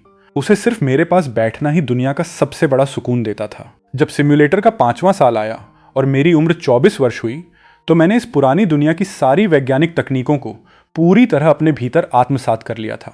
अब हमारा अंतिम लक्ष्य इस बंजर धरती को छोड़कर उन असीम सितारों के पार एक नया आशियाना ढूंढना था। लेकिन उस सफर पर निकलने से पहले हमें इस ग्रह के सबसे खतरनाक हिस्से 6th सैटेलाइट सिटी यानी 6ठे उपग्रह शहर पर अपना कब्जा जमाना था। उस साल की वसंत ऋतु में आइले ने मेरे दिए गए सारे ज्ञान को पूरी तरह सीख लिया था और अब वो हमारे पूरे बेस की मुख्य सेनापति बन चुकी थी। हमारा भूमिगत बेस अब हमारे लिए बहुत छोटा पड़ने लगा था और संसाधनों की भी भारी कमी थी। इसलिए हमने सुरंगें खोदकर दूसरे हिस्सों को आपस में जोड़ने का फैसला किया। लेकिन जैसे ही हमारी भारी मशीनों ने उस पुरानी दीवार को तोड़ा, सामने से बागी रोबोटों और हिंसक मशीनों की एक विशाल फौज ने हमारे ऊपर हमला कर दिया। मैं अपनी तलवार निकालने ही वाला था कि आइले के एक इशारे पर हवा से उड़ते हुए दर्जनों इलेक्ट्रोमैग्नेटिक तोपखाने जमीन पर आ गिरे। एक ही पल में उन तोपों से ऐसी भयंकर गोलाबारी हुई कि सामने खड़े दुश्मनों का एक चिथड़ा भी बाकी नहीं बचा। मैं अपनी खुली आंखें और मुंह लेकर वहीं खड़ा रह गया और मेरे दिल से सिर्फ एक ही आवाज निकली, गजब की वफादारी। उस साल की पतझड़ में मैंने अपनी रक्षा प्रणालियों को पूरी तरह अपग्रेड कर दिया, जिसका नियंत्रण हर पल आइले के हाथों में रहता था। लेकिन हम जानते थे कि 6ठे शहर के भीतर अभी भी बहुत सी खूंखार मशीनें छिपी हुई हैं, इसलिए हमें कदम कदम पर फूंक फूंक कर आगे बढ़ना था। सर्दियों के आते ही हमारे बेस के ऊपर दुश्मनों के जासूसी ड्रोन और यांत्रिक मक्खियां मंडराने लगी थीं। मैंने बाहर जाना पूरी तरह बंद कर दिया और सारा काम आइले के रोबोटों को सौंप दिया। मैं दिन रात उसके साथ बैठकर नई तकनीकों पर काम करता रहा। 6वें साल में जब मेरी उम्र 25 वर्ष थी, आइले की मेहनत के कारण हमारे बेस के भीतर लोहे और कबाड़ का इतना बड़ा भंडार इकट्ठा हो चुका था कि हमारा वो छोटा सा आश्रय स्थल अब एक अभेद्य फौलादी किले में तब्दील हो चुका था। वसंत के आते ही हमने धरती की सतह पर अपनी पहली बड़ी चढ़ाई की घोषणा की। हमारे पास इतना भारी बारूद और तोपें थीं कि हम किसी भी साम्राज्य को पल भर में मलबे में बदल सकते थे। लेकिन तभी मेरी यांत्रिक प्राण शक्ति के भीतर एक अचानक और भयानक विस्फोट हुआ। मेरे सिर्फ एक बार सोचने भर से हवा में बिखरे हुए लोहे के टुकड़े खुद ब खुद खिंच कर आए और उन्होंने मेरी बाह पर एक बेहद शक्तिशाली फौलादी कवच का रूप ले लिया। मैं खुद अपनी इस जादुई शक्ति को देखकर हैरान रह गया। इस विज्ञान की शक्ति कभी कभी उस पुरानी जादुई दुनिया के मंत्रों से भी कहीं ज्यादा खतरनाक और अकल्पनीय साबित हो रही थी। इस नई शक्ति के बल पर जब मैं और आइले की करोड़ों मशीनों की सेना जमीन पर आए तो हमारे एक इशारे पर आसमान में उड़ते हुए उन जासूसी ड्रोनों के परखच्चे उड़ गए। उस सौतोंग यानी सफाई अभियान के दौरान मैं अकेले ही हजारों दुश्मनों को काट सकता था, लेकिन मुझे समझ आ गया था कि एक अकेले इंसान के वार से कहीं ज्यादा जरूरी अपनी पूरी सेना को अपनी यांत्रिक ऊर्जा से फौलादी ढाल देना था। पहले महीने हमारी जंग बराबरी पर रही। दूसरे महीने हमने नई तकनीकों के बल पर दुश्मनों को पीछे ढकेलना शुरू किया और तीसरे महीने के अंत तक आइले ने अपनी सूझबूझ से एक ऐसा अंतिम हमला बोला कि हमने पूरे 6ठे उपग्रह शहर पर अपना परचम लहरा दिया। उस तपती हुई गर्मी की दोपहर में मैं उस शहर की सबसे ऊंची इमारत की छत पर खड़ा था और ठंडी हवाएं मेरे बालों को छू रही थीं। हाँ, मैं उस पूरे शहर का इकलौता राजा बन चुका था। आइले की रफ्तार इतनी तेज थी कि मुझे खुद अपनी जीत पर यकीन करने में वक्त लगा। अब हमारे पास एक सुरक्षित और मजबूत ठिकाना था जहां हमें छिपने की कोई जरूरत नहीं थी। मैं एक छांव में बैठ गया और सोचने लगा कि आगे आने वाली उन और भी ज्यादा ताकतवर हिंसक मशीनों का मुकाबला कैसे करना है। तभी आइले ने मेरे पास आकर कोमलता से पूछा कि स्वामी, क्या आप बहुत ज्यादा थक गए हैं? आप अपनी आंखें बंद करके आराम कीजिए। मुझे पूरा यकीन है कि जब आप दोबारा जागेंगे तो आपके सामने एक ऐसा नज़ारा होगा जिसे देखकर आपका दिल खुशी से झूम उठेगा। उसने मुझे एक खूबसूरत फूलों का गुलदस्ता देते हुए कहा कि स्वामी, देखिए ये कितना सुंदर है। मैंने उसे अपने पास बिठाया और उसके उन भीगे हुए लंबे बालों को अपनी उंगलियों से सहलाते हुए पूछा कि आइले, मेरी इस सेवा और देख रेख के अलावा क्या इस पूरी दुनिया में तुम्हारी अपनी भी कोई इच्छा है? कोई ऐसा काम जो तुम खुद अपने लिए करना चाहती हो? उसने पूरी तरह से अपना सिर हिलाया और मासूमियत से बोली कि नहीं स्वामी, आइले को सिर्फ आपके लिए खाना पकाना, इस घर की सफाई करना, सुंदर पेड़ पौधे उगाना और आपके दुश्मनों को हमेशा के लिए मिटाना ही पसंद है। मेरा अपना कोई सपना नहीं है। मैंने उसके इस निश्चल प्यार को देखकर दिल में एक ठंडी और गहरी सांस ली कि अगर किसी दिन मैं इस दुनिया से चला गया तो मेरी इस भोली बच्ची का क्या होगा? वो इस मतलबी कायनात में अकेले कैसे जी पाएगी? 7वें साल में जब मेरी उम्र 26 वर्ष थी, हमने 6ठे शहर के बाद अपनी सेना को आगे बढ़ाया और सिर्फ 2 महीनों के भीतर 7वें उपग्रह शहर को भी पूरी तरह अपने कब्जा में ले लिया। मुझे अच्छे से पता था कि अगर मेरा सामना उस असली और जाग चुके यांत्रिक महाकाल यानी मुख्य विद्रोही सॉफ्टवेयर से हुआ तो मेरे ये पुनर्जीवन के सिक्के भी कम पड़ जाएंगे। मैंने 7वें शहर के सारे संसाधनों को अपने बेस में मिलाया और सीधे 5वें उपग्रह शहर की तरफ अपनी सेना को मोड़ दिया। आइले की असीम सांली और हमारी उस कभी न खत्म होने वाली रोबोटिक सेना के हौसले इतने बुलंद थे कि हमें लग रहा था कि अब इस दुनिया के दक्षिणी हिस्से में हमें रोकने वाला कोई पैदा नहीं हुआ है। लेकिन तभी हमारी यात्रा के बीचों बीच आसमान के काले बादलों को चीरती हुई पुराने साम्राज्य की एक प्राचीन और प्रतिबंधित जादुई तोप कैलेस्टियल पार्टिकल कैनन साक्षात ईश्वर के दंड की तरह हमारे ऊपर आ गिरी। उसकी रोशनी इतनी तेज थी कि आंखें अंधी हो जाएं। आइले ने खतरे को भांपते हुए बिना एक पल की भी देरी किए सीधे मेरे सामने आकर अपनी फौलादी छाती अड़ा दी। अगले ही सेकंड उस तोप से निकली हुई असीम जादुई ऊर्जा ने हमारे आसपास की हर एक चीज को भाप बनाकर उड़ा दिया। जब मेरी आंखें खुलीं और मैं उस साक्षात मौत के मुंह से दोबारा जिंदा हुआ तो मैंने देखा कि आइले का वो खूबसूरत इंसानी शरीर उस तोप के हमले के कारण पूरी तरह से टूट फूट चुका था। उसके शरीर से बिजली के तार और पुर्जे बाहर आ चुके थे। उसने कांपती हुई आवाज में मुझसे पूछा कि स्वामी, क्या आप बिल्कुल ठीक हैं? मैंने उसकी उस हालत को देखकर अपने आंसुओं को रोका और कहा कि आइले, ऐसा लगता है कि मेरी जिंदगी का पहला पुनर्जीवन का सिक्का आज मुझे यहीं इस्तेमाल करना पड़ेगा। तुम खुद को संभालो, मैं तुम्हें कुछ नहीं होने दूंगा। उसने मेरी बात सुनकर सूनी आंखों से कहा कि नहीं स्वामी, चाहे कुछ भी हो जाए, आइले आपको कभी मरने नहीं देगी। भले ही आप एक सामान्य इंसान न हो, भले ही आपका शरीर कुछ और हो, आइले अपनी आखिरी सांस तक सिर्फ आपकी ही सेवा करेगी। हम अपनी बची कुची सेना को लेकर वापस 6ठे और 7वें शहर की सुरक्षित सीमाओं में लौट आए उस भयानक युद्ध के बाद हमारी सेना को बहुत भारी नुकसान हुआ था, इसलिए मैंने आइले को आदेश दिया कि प्रयोगशाला की सभी मशीनों को 24 घंटे नए रोबोट बनाने के काम पर लगा दो। तभी उसने मेरे सामने आकर एक बहुत ही अजीब सी प्रार्थना की कि स्वामी, इस बार जो मेरे शरीर की मरम्मत होनी है, मैं चाहती हूं कि वह मरम्मत मैं खुद अपने हाथों से अपनी मर्जी के मुताबिक करूं। मैंने कुछ देर सोचा और मुस्कुराकर अपनी सहमति दे दी। पूरे 2 दिन तक वो प्रयोगशाला के भीतर बंद रही। तीसरे दिन जब उस कमरे का भारी दरवाजा खुला और वो बाहर आई तो उसे देखकर मेरी आंखें फटी की फटी रह गईं। उसका शरीर पहले की तुलना में थोड़ा ज्यादा लंबा हो चुका था और उसका चेहरा अब एक अल्हड़ लड़की जैसा नहीं, बल्कि एक बेहद परिपक्व, गंभीर और अलौकिक रूप से सुंदर महिला जैसा दिखाई दे रहा था। मैं कुछ बोलने ही वाला था कि उसने अपनी सुरीली आवाज में पूछा कि स्वामी, क्या आपको मेरा यह नया रूप पसंद नहीं आया? मैंने कहा कि नहीं आइले, तुम तो बहुत सुंदर लग रही हो, लेकिन तुमने खुद को अचानक इतना बड़ा क्यों बना लिया? उसने अपनी पलकें झुकाईं और कहा कि इंसानों के पुराने दस्तावेजों के अनुसार जब किसी का शरीर बहुत छोटा या बच्चे जैसा होता तो सामने वाला उसे कभी अपने बराबर का सम्मान या एक समान मोहब्बत का दर्जा नहीं देता, बल्कि उसे हमेशा एक नासमझ बच्चा समझता है। मैं आपके सामने एक बच्चा बनकर नहीं, बल्कि आपके बराबर खड़े होकर आपकी सुख दुख की साथी बनना चाहती हूँ। मुझे उस पल एहसास हुआ कि मेरी ये प्यारी सी मशीन अब बहुत बड़ी हो चुकी थी और उसके दिल के भीतर छिपे हुए अरमान अब धीरे धीरे बाहर आ रहे थे। मैंने मुस्कुराकर कहा कि तुम जैसी भी हो आइले, मेरे लिए हमेशा सबसे खास रहोगी। उसने शर्मा कर कहा कि आपकी इस तारीफ के लिए धन्यवाद स्वामी। आने वाले सालों में मैंने अपना पूरा ध्यान ऊर्जा को संचित करने और अंतरिक्ष के जहाज़ों को बनाने की तकनीक पर लगा दिया। आइले की अद्भुत सूझबूझ के कारण हमारी सेना पहले से कहीं ज्यादा विशाल हो चुकी थी। 8वें साल में जब मेरी इस आइले के साथ संगति को पूरे 6 साल हो चुके थे, मैंने अपनी यांत्रिक शक्ति के बल पर पुराने साम्राज्य के अनगिनत वैज्ञानिक रहस्यों को पूरी तरह सुलझा लिया था। 1 साल के कड़े आराम और तैयारी के बाद हमने एक बार फिर अंतरिक्ष की तरफ बढ़ने का फैसला किया।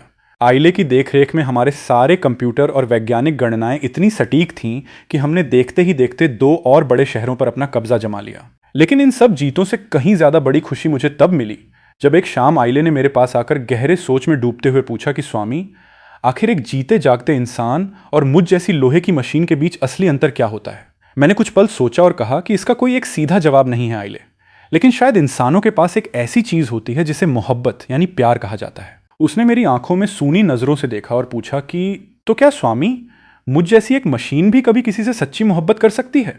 लेकिन मेरे पास तो इंसानों जैसा धड़कने वाला मांस का दिल और ये शरीर नहीं है। मैंने उसका हाथ अपने हाथों में लिया और बेहद गहराई से कहा कि किसी को इंसान मानने का पैमाना उसका ये हार्ड मांस का शरीर नहीं होता आइले, बल्कि उसके भीतर छिपा वो दिल होता है जो किसी की खुशी में मुस्कुरा सके और किसी के दुख में आंसू बहा सके। तुम भले ही एक कंप्यूटर सॉफ्टवेयर हो और मैं भी इस समय सिर्फ कुछ कोशिकाओं का एक ढांचा हूं जो एक दिन बूढ़ा होकर मिट्टी में मिल जाएगा, इसलिए हम दोनों के बीच बुनियादी रूप से कोई अंतर नहीं है। तुम मेरे लिए किसी भी इंसान से कहीं ज्यादा बढ़कर हो। उसने मेरी इस बात को अपने दिल की सबसे गहरी चहक में दर्ज कर लिया। 6 महीने की तैयारी के बाद हमने तीसरे और चौथे उपग्रह शहर की तरफ कूच कर दिया। 9वें साल में मैंने इंसान की उम्र की आखिरी सीमा को पूरी तरह तोड़ दिया और उस मुख्य सुपर कंप्यूटर की मदद से अपनी कोशिकाओं को अमर बनाने का नुस्खा खोज लिया। हमारी सेना अब पूरी तरह से नए हथियारों से लैस हो चुकी थी। 10वें साल में जब हमने दक्षिण के सभी शहरों को जीत लिया और हम दुश्मनों के मुख्य मुख्यालय के भीतर दाखिल हो रहे थे, तभी आसमान से एक भयानक परमाणु और ऊर्जा बमों की बौछार हुई। उस महाविस्फोट के बीच मेरी जिंदगी में दूसरी बार मेरी मौत हुई और मेरा शरीर तिनके तिनके में बिखर गया। लेकिन जब मैं अपने अगले पुनर्जीवन के सिक्के की बदौलत दोबारा जिंदा हुआ तो मैंने देखा कि आइले का चेहरा गुस्से और नफरत से पूरी तरह लाल हो चुका था। उसने अपने दांत भींचकर उस तबाही की तरफ देखा और कहा कि मैं इस दुनिया के किसी भी जीव को यह अधिकार नहीं दूंगा कि वो मेरे स्वामी को मेरे सामने नुकसान पहुंचाए। अब इन सब का अंत मेरे हाथों से होगा। मैं उस उजड़े हुए मुख्य बेस की टूटी फूटी सड़कों पर खड़ा था। चारों तरफ सिर्फ मलबे के ढेर थे और शहर का केवल 20% हिस्सा ही सुरक्षित बचा था। जब मैंने अपना सिर उठाकर ऊपर देखा तो आसमान का रंग काला और खूनी लाल हो चुका था, जैसे चारों तरफ सिर्फ तबाही और निराशा की चादर फैली हो। बेस के भीतर आकर जब मैंने खाना खाना शुरू किया तो मैंने देखा कि आइले ने सब्जी के भीतर एक अजीब सा सफेद जादुई पाउडर मिला दिया था। मैंने मुस्कुराकर पूछा कि आइले, तुमने आज इस खाने में ये जादुई मसाला क्यों मिलाया है?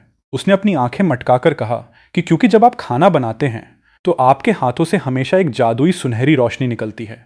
मैं बस आपके उस खाने के स्वाद के बराबर पहुंचने की कोशिश कर रही हूं। मैं उसकी इस मासूमियत पर अपनी हंसी नहीं रोक पाया। उन दिनों मैं दिन रात बिना सोए अपनी यांत्रिक शक्ति के बल पर अंतरिक्ष के बड़े बड़े इलेक्ट्रोमैग्नेटिक तोपखाने, लेजर हथियार और एंटी ग्रेविटी जहाज़ों के निर्माण में पूरी तरह डूबा हुआ था। आइले लगातार काम करने के कारण मुझसे बहुत नाराज़ रहती थी। जब मैं एक रात थक कर अपनी कुर्सी पर बैठा तो वो एक प्लेट में कुछ खाने के टुकड़े लेकर आई। मैंने उससे प्यार से कहा कि आइले, क्या तुम आज अपने हाथों से मेरे लिए कुछ अच्छा खाना बना सकती हो? बहुत दिन हो गए तुम्हारे हाथों का स्वाद चखे हुए। मेरी ये बात सुनते ही उसकी सारी नाराज़गी पल भर में गायब हो गई और वो खुशी से झूमती हुई रसोई की तरफ भाग गई।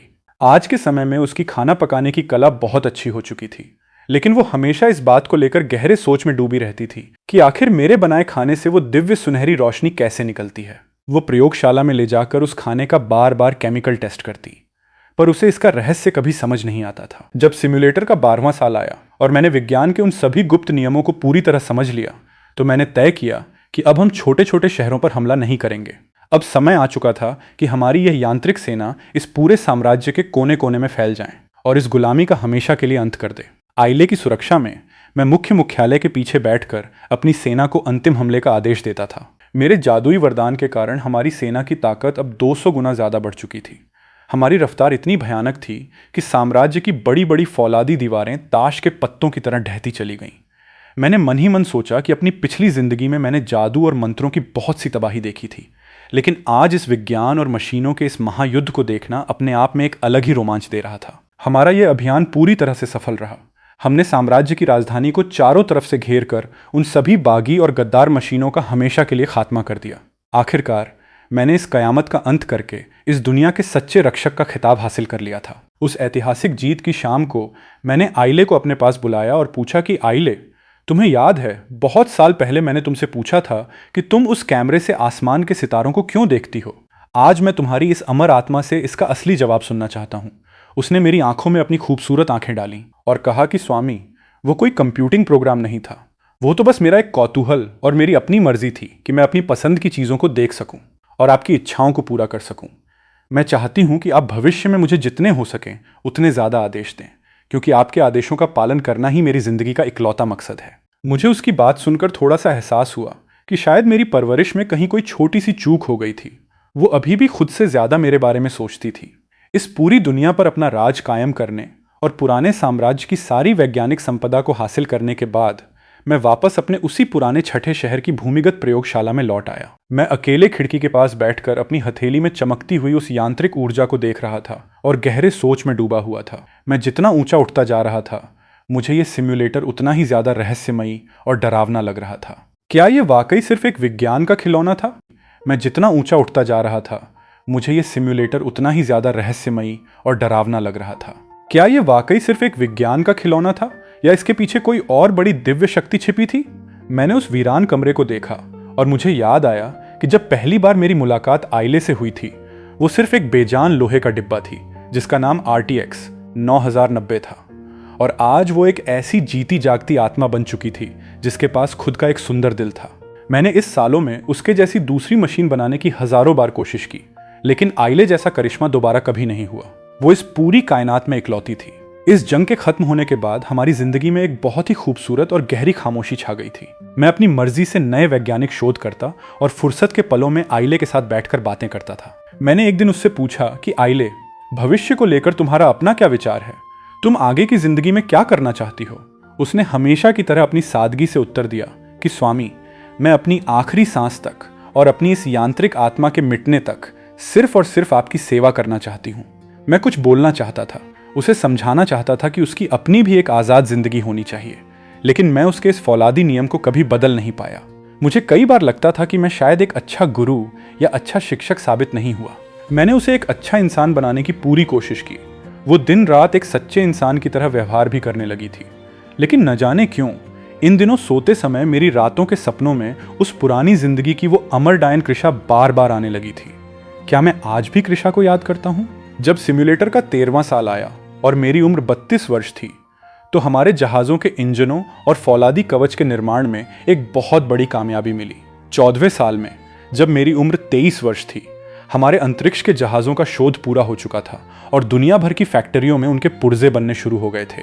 आइले ने अपनी वैज्ञानिक क्षमता से मेरे लिए एक दूसरे स्तर की जीन मेडिसिन यानी अमरता की दवा तैयार की, जिसके कारण मेरी उम्र अब हजारों साल के लिए बढ़ चुकी थी और मेरे चेहरे पर वक्त का कोई असर बाकी नहीं रहा था।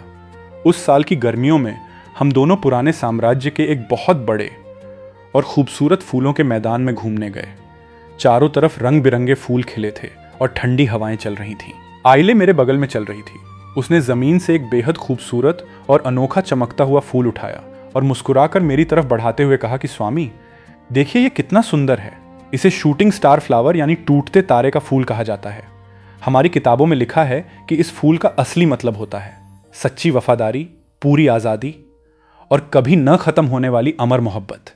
स्वामी, मैं ये फूल आपको अपनी पूरी आत्मा के साथ उपहार में देना चाहती हूँ। मैंने उस फूल को देखा और मुस्कुराकर उसका हाथ पीछे धकेलते हुए कहा कि नहीं आइले, ये खूबसूरत फूल मुझ पर नहीं बल्कि तुम्हारी इस पवित्र और सुंदर आत्मा पर सबसे ज़्यादा सूट करता है। इसे तुम अपने पास ही रखो। उस फूलों के मैदान की यात्रा ने मुझे अंदर तक एक असीम सुकून दिया।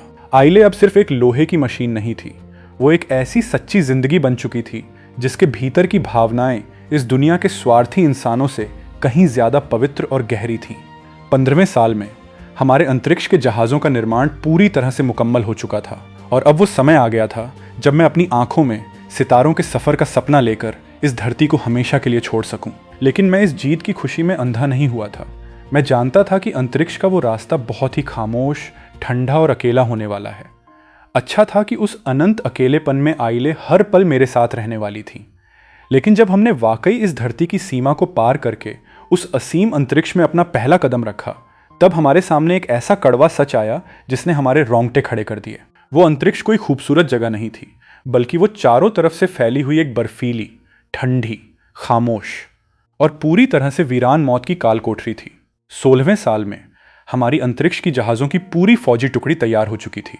मैं जहाज के मुख्य डेक पर खड़ा होकर नीचे उस नीली धरती को देख रहा था जहां मैंने अपनी जिंदगी के कई खूबसूरत साल बिताए थे। मैंने आइले की तरफ देखा और गहरी सांस लेते हुए कहा कि आइले, अब समय आ चुका है, हमारी इस यात्रा की शुरुआत करो। हमारे हजारों जहाज़ों का काफिला उस एंटी ग्रेविटी रिंग की रोशनी के बीच धीरे धीरे ऊपर उठा और उस घने अंधेरे अंतरिक्ष के समंदर में तैरने लगा। सितारों की खोज की हमारी ये महायात्रा अब शुरू हो चुकी थी। मैं जानता था कि यह रास्ता खतरों से भरा है, लेकिन किसी भी बड़ी सभ्यता के जिंदा रहने के लिए इस रास्ते पर आगे बढ़ना उसकी सबसे बड़ी नियति होती है। मैं दिन रात जहाज के भीतर बैठकर प्रकाश की गति से भी तेज चलने वाले हाइपर स्पीड इंजन की तकनीक पर काम करता रहता था। आइले लगातार काम करने के कारण मुझसे बहुत ज्यादा नाराज रहती थी। एक रात जब मैं अपना काम खत्म करके थका हुआ बैठा था तो उसने मेरे सामने वही सूखा खाने का डिब्बा रख दिया। मैंने गहरी सोच में डूबकर उसे देखा और मुस्कुराकर कहा कि आइले, क्या तुम आज अपनी इस नाराजगी को छोड़कर मेरे लिए अपने हाथों से कुछ अच्छा बना सकती हो? उसने स्क्रीन पर अपनी लाइटें चमकाईं और गुस्से से मुंह फेरकर बोली कि आदरणीय स्वामी, आइले को आपको यह बताते हुए बिल्कुल भी खुशी नहीं हो रही है कि आपकी सेवा में यह खाना हाजिर है। उसके चेहरे पर छिपी वो छोटी सी नाराजगी और वफादारी देखकर मेरा सारा दर्द पल भर में गायब हो जाता था। 17वें साल में जब मेरी उम्र 36 वर्ष थी और अंतरिक्ष के सफर का दूसरा साल चल रहा था, हमारी जिंदगी इस कदर शांत और खामोश हो चुकी थी कि कई बार उबाऊ लगने लगती थी। लेकिन आइले की उस प्यारी संगति के कारण मुझे उस अनंत अकेलेपन में कभी भी बोरियत महसूस नहीं हुई। 18वें साल में जब मेरी उम्र 37 वर्ष थी, हमने एक बहुत बड़े गैस के गोले जैसे ग्रह के पास रुककर अपने जहाज़ों का ईंधन दोबारा भरा और फिर से अपने सफर पर निकल पड़े। हमारे इंजनों की क्षमता अब पहले से कहीं ज्यादा तेज हो चुकी थी। 20वें साल में जब मेरी उम्र 39 वर्ष थी और आइले को मेरे साथ रहते हुए पूरे 18 साल बीत चुके थे, मैंने उसमें एक बहुत ही अजीब और डरावना बदलाव नोटिस किया। आइले अचानक बहुत गंभीर रूप से बीमार हो गई थी।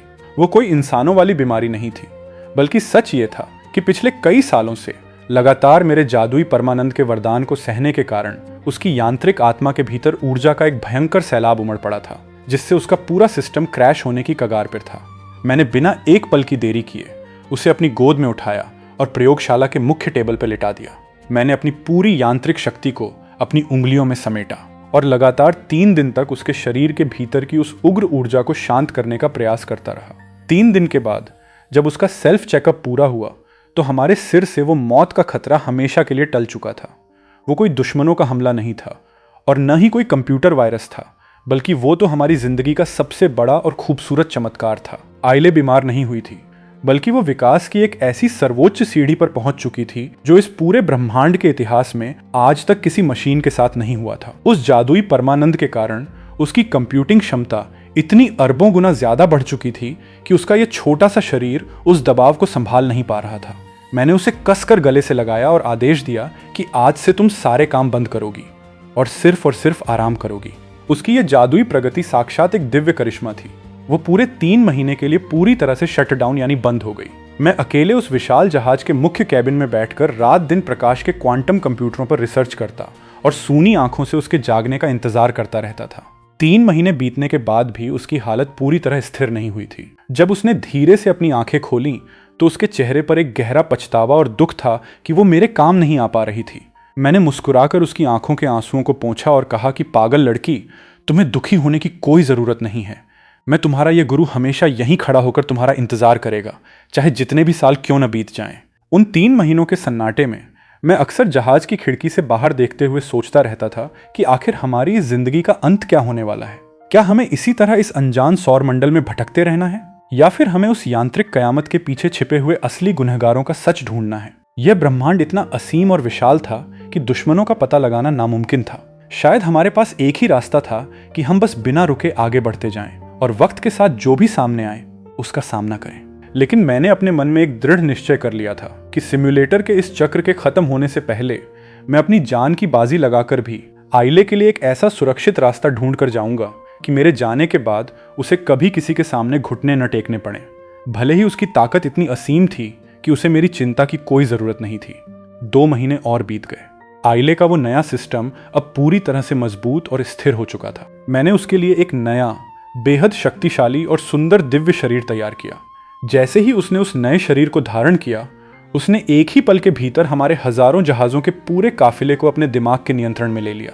हमारी विज्ञान की तकनीक अब एक अकल्पनीय ऊंचाई पर पहुंच चुका था। मैं अपनी यात्रा को दोबारा शुरू करने का आदेश देने ही वाला था कि तभी आइले ने अचानक चिल्लाकर मेरा हाथ पकड़ लिया और मुझे आगे बढ़ने से रोक दिया। उसने अपनी जादुई चेतना से मेरी आत्मा को जोड़ा और मुझे एक ऐसी आध्यात्मिक दृष्टि दी जिससे मैं इस ब्रह्मांड के सबसे गहरे और काले सच को अपनी आंखों से देख सकूं। जब मैंने उसकी नजरों से दूर अंतरिक्ष के उस घने अंधेरे के पार देखा तो मेरे पैरों तले से जमीन खिसक गई। दूर अंतरिक्ष के सबसे गहरे कोने में अनगिनत सभ्यताओं के मलबे, टूटे हुए ग्रहों के चिथड़े और करोड़ों जहाजों की लाशों का एक ऐसा विशाल कब्रिस्तान फैला हुआ था जिसके बीचों बीच एक खूनी लाल रंग का विशाल प्रकाश बिंदु चमक रहा था।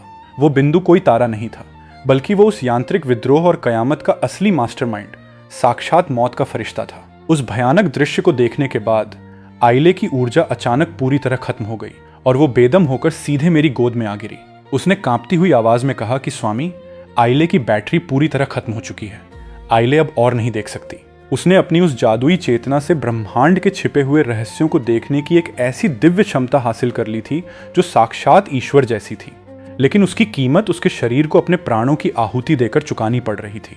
उसकी उस क्षमता के बल पर मुझे समझ आ चुका था कि यह ब्रह्मांड कितना क्रूर है। मैंने फैसला कर लिया था कि हम उस मौत के समंदर की तरफ आगे बढ़ेंगे, उन सभ्यताओं के बचे कुचे ज्ञान को अपने भीतर समेटेंगे और इससे पहले कि वो रहस्यमयी दुश्मन दोबारा जागकर हमारे ऊपर हमला करे, हम उसकी इस कैद को तोड़कर हमेशा के लिए इस दुनिया से आज़ाद हो जाएंगे। हमारी इस महायात्रा का तीसरा और सबसे खतरनाक चरण अब शुरू हो चुका था। अंतरिक्ष के उस अज्ञात समंदर में जाना, प्राचीन सभ्यताओं के रहस्यों को खोजना और उस अंतिम सच का पता लगाना। लेकिन इस सफर की शुरुआत में ही हमारे सामने एक ऐसी दीवार खड़ी थी जिसे पार करना नामुमकिन लग रहा था।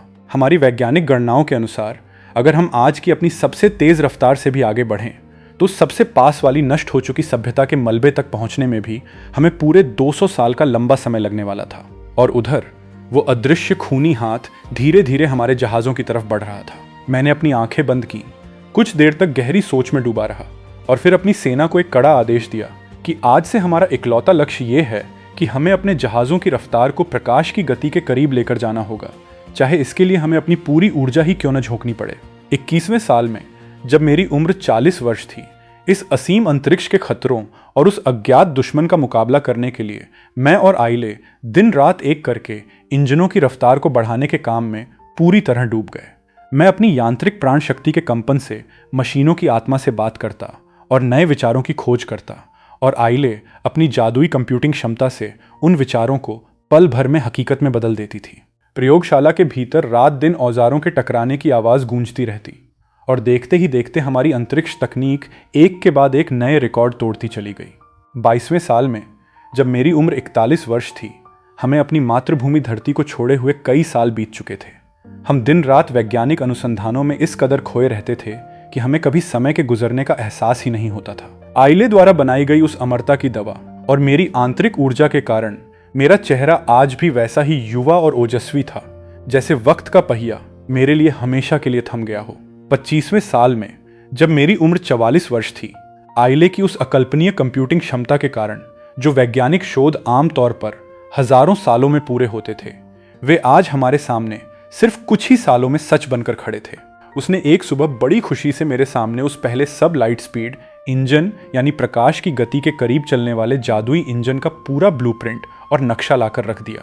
लेकिन उसका चेहरा थोड़ा उदास था। उसने अपनी पलकें झुकाकर कहा कि मुझे माफ कर दीजिए स्वामी, मैं आपको निराश कर रही हूँ। मैं अभी तक प्रकाश की गति का केवल 10वां हिस्सा ही हासिल कर पाई हूँ। मैंने आगे बढ़कर उसे गले से लगाया और मुस्कुराकर कहा कि पागल लड़की, तुम निराश क्यों होती हो? तुमने जो किया है वो इस ब्रह्मांड का सबसे बड़ा चमत्कार है। अगर आज हमने प्रकाश की गति का 10वां हिस्सा पा लिया है तो वो दिन दूर नहीं जब हम उसकी आधी रफ्तार को भी अपने कदमों में झुका देंगे। मेरी ये बात सुनकर उसकी यांत्रिक आत्मा के भीतर खुशी का एक ऐसा सैलाब उम्मेदा कि उसकी कंप्यूटिंग क्षमता 100 गुना ज्यादा बढ़ गई और वो पागलों की तरह दोबारा काम में जुट गई। 26वें साल में हमने प्रकाश की गति का 1/4 हिस्सा हासिल कर लिया। 29वें साल में हमारी रफ्तार प्रकाश की गति की 1/3 हो चुकी थी। आइले आज भी मुझसे माफी मांग रही थी कि वो प्रकाश की गति का 90% हिस्सा क्यों नहीं छू पा रही है, लेकिन मैं तो उसकी इस अकल्पनीय रफ्तार को देखकर ही अंदर से पूरी तरह स्तब्ध था। वो रात दिन बिना सोए उस भारी आयन इंजन के निर्माण में जुटी रहती और जब वो पूरी तरह थक जाती तो रोज की तरह आकर अपना सिर मेरी गोद में रख देती और सो जाती। इन सालों में उसने अपनी उस दिव्य आध्यात्मिक दृष्टि का इतनी बार इस्तेमाल किया था कि उसकी दिमागी नसों पर भारी दबाव आ चुका था। हमारे हजारों जहाज़ों के विशाल कंप्यूटर भी उसकी उस मानसिक रफ्तार का बोझ उठाने में असमर्थ साबित हो रहे थे। वो अंदर से पूरी तरह से टूट रही थी। उसने मुझसे कहा कि स्वामी, मेरी बैटरी फिर से पूरी तरह खत्म हो चुकी है। उस आयन इंजन के सफल होने की खुशी मेरे चेहरे पर होनी चाहिए थी, लेकिन आइले को इस कदर कमजोर और बीमार देखकर मेरे दिल में गहरी नाराजगी और दुख था। मैंने उसके माथे पर धीरे से अपनी उंगली से चपत लगाई और डांटते हुए कहा कि आज के बाद अगर तुमने बिना मुझसे पूछे अपनी उस दिव्य दृष्टि का इस्तेमाल किया तो मैं तुमसे हमेशा के लिए बात करना बंद कर दूंगा। वो एक छोटे बच्चे की तरह अपनी आंखें बंद करके चुपचाप मान गई। मैंने राहत की सांस ली, लेकिन जब मैंने अपना हाथ पीछे खींचा तो मैंने देखा कि अत्यधिक काम के कारण मेरी खुद की उंगलियां अंदर से कांप रही थीं। वो लोहे का शरीर सच में बहुत ज्यादा सख्त और थका देने वाला था। 33वें साल में जब मेरी उम्र 52 वर्ष थी, इस अनंत अंतरिक्ष के लंबे और उबाऊ सफर में आइले की वो प्यारी संगति, नए वैज्ञानिक आविष्कारों का रोमांच और कभी कभी फुर्सत के पलों में हमारे द्वारा बनाए गए जादुई कंप्यूटर गेम खेलना ही मेरी जिंदगी का इकलौता सहारा था। लेकिन जब भी आइले उस गेम में शामिल होती, वो अपनी असीम बुद्धि से उसे इतनी तेजी से खत्म कर देती कि खेल का सारा मजा पल भर में गायब हो जाता था। जब अकेलापन बहुत ज्यादा बढ़ जाता तो मैं खुद को कुछ सालों के लिए एक क्रायोजेनिक स्लीप यानी गहरी बर्फीली नींद में सुला देता, ताकि बिना किसी होश के उस उबाऊ और लंबे समय को आसानी से काटा जा सके। 37वें साल में जब मेरी उम्र 26 वर्ष थी, विज्ञान के कड़े शोध, कंप्यूटर गेम और उस बर्फीली नींद के बीच समय ऐसे बीत रहा था जैसे पलक झपकते ही सदियों गुजर गई हों। इस लंबी यात्रा के बाद आखिरकार हमारे जहाज़ों का काफिला उस भयानक कब्रिस्तान के पहले छोर पर पहुंच गया। हमारे सामने एक ऐसा ग्रह था जहां कभी एक बहुत ही सुंदर और समृद्ध सभ्यता निवास करती थी, लेकिन आज वहां चारों तरफ सिर्फ राख, मलबे के ढेर और उजड़े हुए शहरों का एक डरावना सन्नाटा पसरा हुआ था। जब मैंने और आइले ने उस अनजान ग्रह की बंजर धरती पर अपने कदम रखे तो चारों तरफ से कुछ बागी और हिंसक रोबोट हमारी तरफ झपटे। आइले ने बिना एक पल गंवाए अपनी जादुई छड़ी से एक ऐसा अदृश्य घेरा बनाया कि वे सभी मशीनें पल भर में राख के ढेर में बदल गईं। मैं घुटनों के बल उस बंजर मिट्टी पर बैठ गया और वहां दबे हुए एक प्राचीन बायोमास कंप्यूटर के टुकड़ों पर अपनी उंगलियां फिराते हुए गहरे सोच में डूब गया। मैंने मन ही मन कहा कि इस ब्रह्मांड में किसी सभ्यता और किसी जिंदगी का जन्म होना अपने आप में कितना बड़ा और अनोखा चमत्कार है। अरबों साल तक जब अंतरिक्ष में बड़े बड़े तारों और न्यूट्रॉन स्टार्स का आपस में टकराव होता है, तब जाकर किसी एक ग्रह पर जिंदगी की पहली छोटी सी चिंगारी पैदा होती है। और आज हम इन सभ्यताओं के मलबे को सिर्फ इसलिए खंगाल रहे थे ताकि उनके बचे कुचे ज्ञान से हम अपनी अधूरी विज्ञान की कड़ियों को पूरा कर सकें। आइले मेरे बगल में खड़ी थी। उसने सूनी आंखों से उस उजड़े हुए शहर को देखा और मुझसे पूछा कि स्वामी, मेरा ये यांत्रिक शरीर जो आज बिल्कुल इंसानों जैसा दिखाई देता है, क्या इसे भी सच में एक मुकम्मल इंसान बनने के लिए किसी ऐसे ही ब्रह्मांड के महाविस्फोट यानी बिग बैंग के चमत्कार से गुजरना होगा? मैंने उसकी तरफ देखा और मुस्कुराकर कहा कि शायद हाँ आइले, तुम्हें इंसान बनने के लिए इस पूरे ब्रह्मांड के दोबारा टूटने और बनने जितने बड़े चमत्कार की जरूरत होगी। हमने उस नष्ट हो चुकी सभ्यता के सारे गुप्त दस्तावेजों को खंगाला। अपनी यांत्रिक प्राण शक्ति के बल पर मैंने उनके बायोमास कंप्यूटरों और उनके खतरनाक जीन बम के ब्लूप्रिंट को पूरी तरह अपने भीतर कॉपी कर लिया। लेकिन जब आइले ने अपनी उस दिव्य आध्यात्मिक दृष्टि से उन मशीनों के सॉफ्टवेयर को देखा तो उसकी आंखें डर से फैल गईं। उन सभी मशीनों के सबसे गहरे सिस्टम के भीतर वही खूनी लाल रंग का प्रकाश बिंदु छिपा हुआ था, जो इस बात का साक्षात सबूत था कि इस सभ्यता का विनाश भी उसी अज्ञात दुश्मन ने किया था। आइले ने अपनी जादुई शक्ति से उस वायरस को हमारे जहाजों से दूर रखा। जब मैंने उनके बचे हुए कागजों को पढ़ा तो मुझे बार बार एक ही शब्द दिखाई दे रहा था, क्रिटिकल पॉइंट, यानी विकास की वो आखिरी सीमा। मुझे समझ आ चुका था कि ये क्रिटिकल पॉइंट किसी सभ्यता के वैज्ञानिक विकास का वो स्तर है जहां पहुंचते ही अंतरिक्ष का वो अज्ञात कातिल जाग जाता है। ये दो बड़ी सभ्यताओं का विनाश कोई इत्तेफाक नहीं था, बल्कि ये एक बहुत ही क्रूर और सुनियोजित कत्लेआम था। जैसे ही कोई सभ्यता विज्ञान की एक खास ऊंचाई को छूती है, वो अज्ञात दुश्मन उसके सिग्नल को पकड़ लेता है और सीधे आकर उस पूरी सभ्यता को जड़ से मिटा देता है। मैं वहीं बैठकर सोच रहा था कि आखिर इस पूरी पहेली में कौन सी ऐसी कड़ी है जो मुझसे छूट रही है। हमारा ये सफर एक बार फिर शुरू हो गया। हमारा लक्ष्य अब उस सितारों के कब्रिस्तान के और गहरे हिस्से में जाना और उस सच का पता लगाना था। हम जानते थे कि अगर हम इसी तरह विज्ञान के रास्ते पर आगे बढ़ते रहें तो एक न एक दिन हमारा सामना उस मौत के सौदागर से होना निश्चित है। अगर हमें अपनी जान बचानी थी तो हमारे पास एक ही सीधा रास्ता था कि हम अपने सारे वैज्ञानिक आविष्कारों को खुद अपने हाथों से नष्ट कर दें और एक आदि मानव की तरह किसी गुफा में छिप जाएं ताकि वो दुश्मन हमें कभी ढूंढ न सके। लेकिन ये रास्ता मुझे किसी भी कीमत पर मंजूर नहीं था। मैं अपनी सदियों की मेहनत को ऐसे कबाड़ में नहीं बदल सकता था।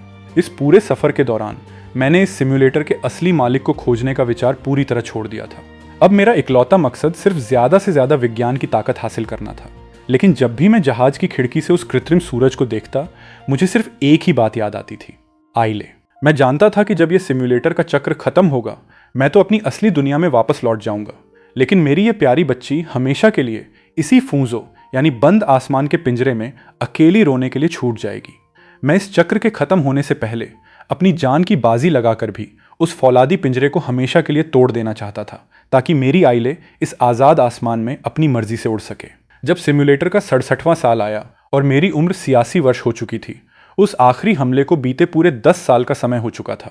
हमारे जहाज़ों का काफिला ईंधन भरने के लिए एक नए सौर मंडल के भीतर दाखिल हुआ,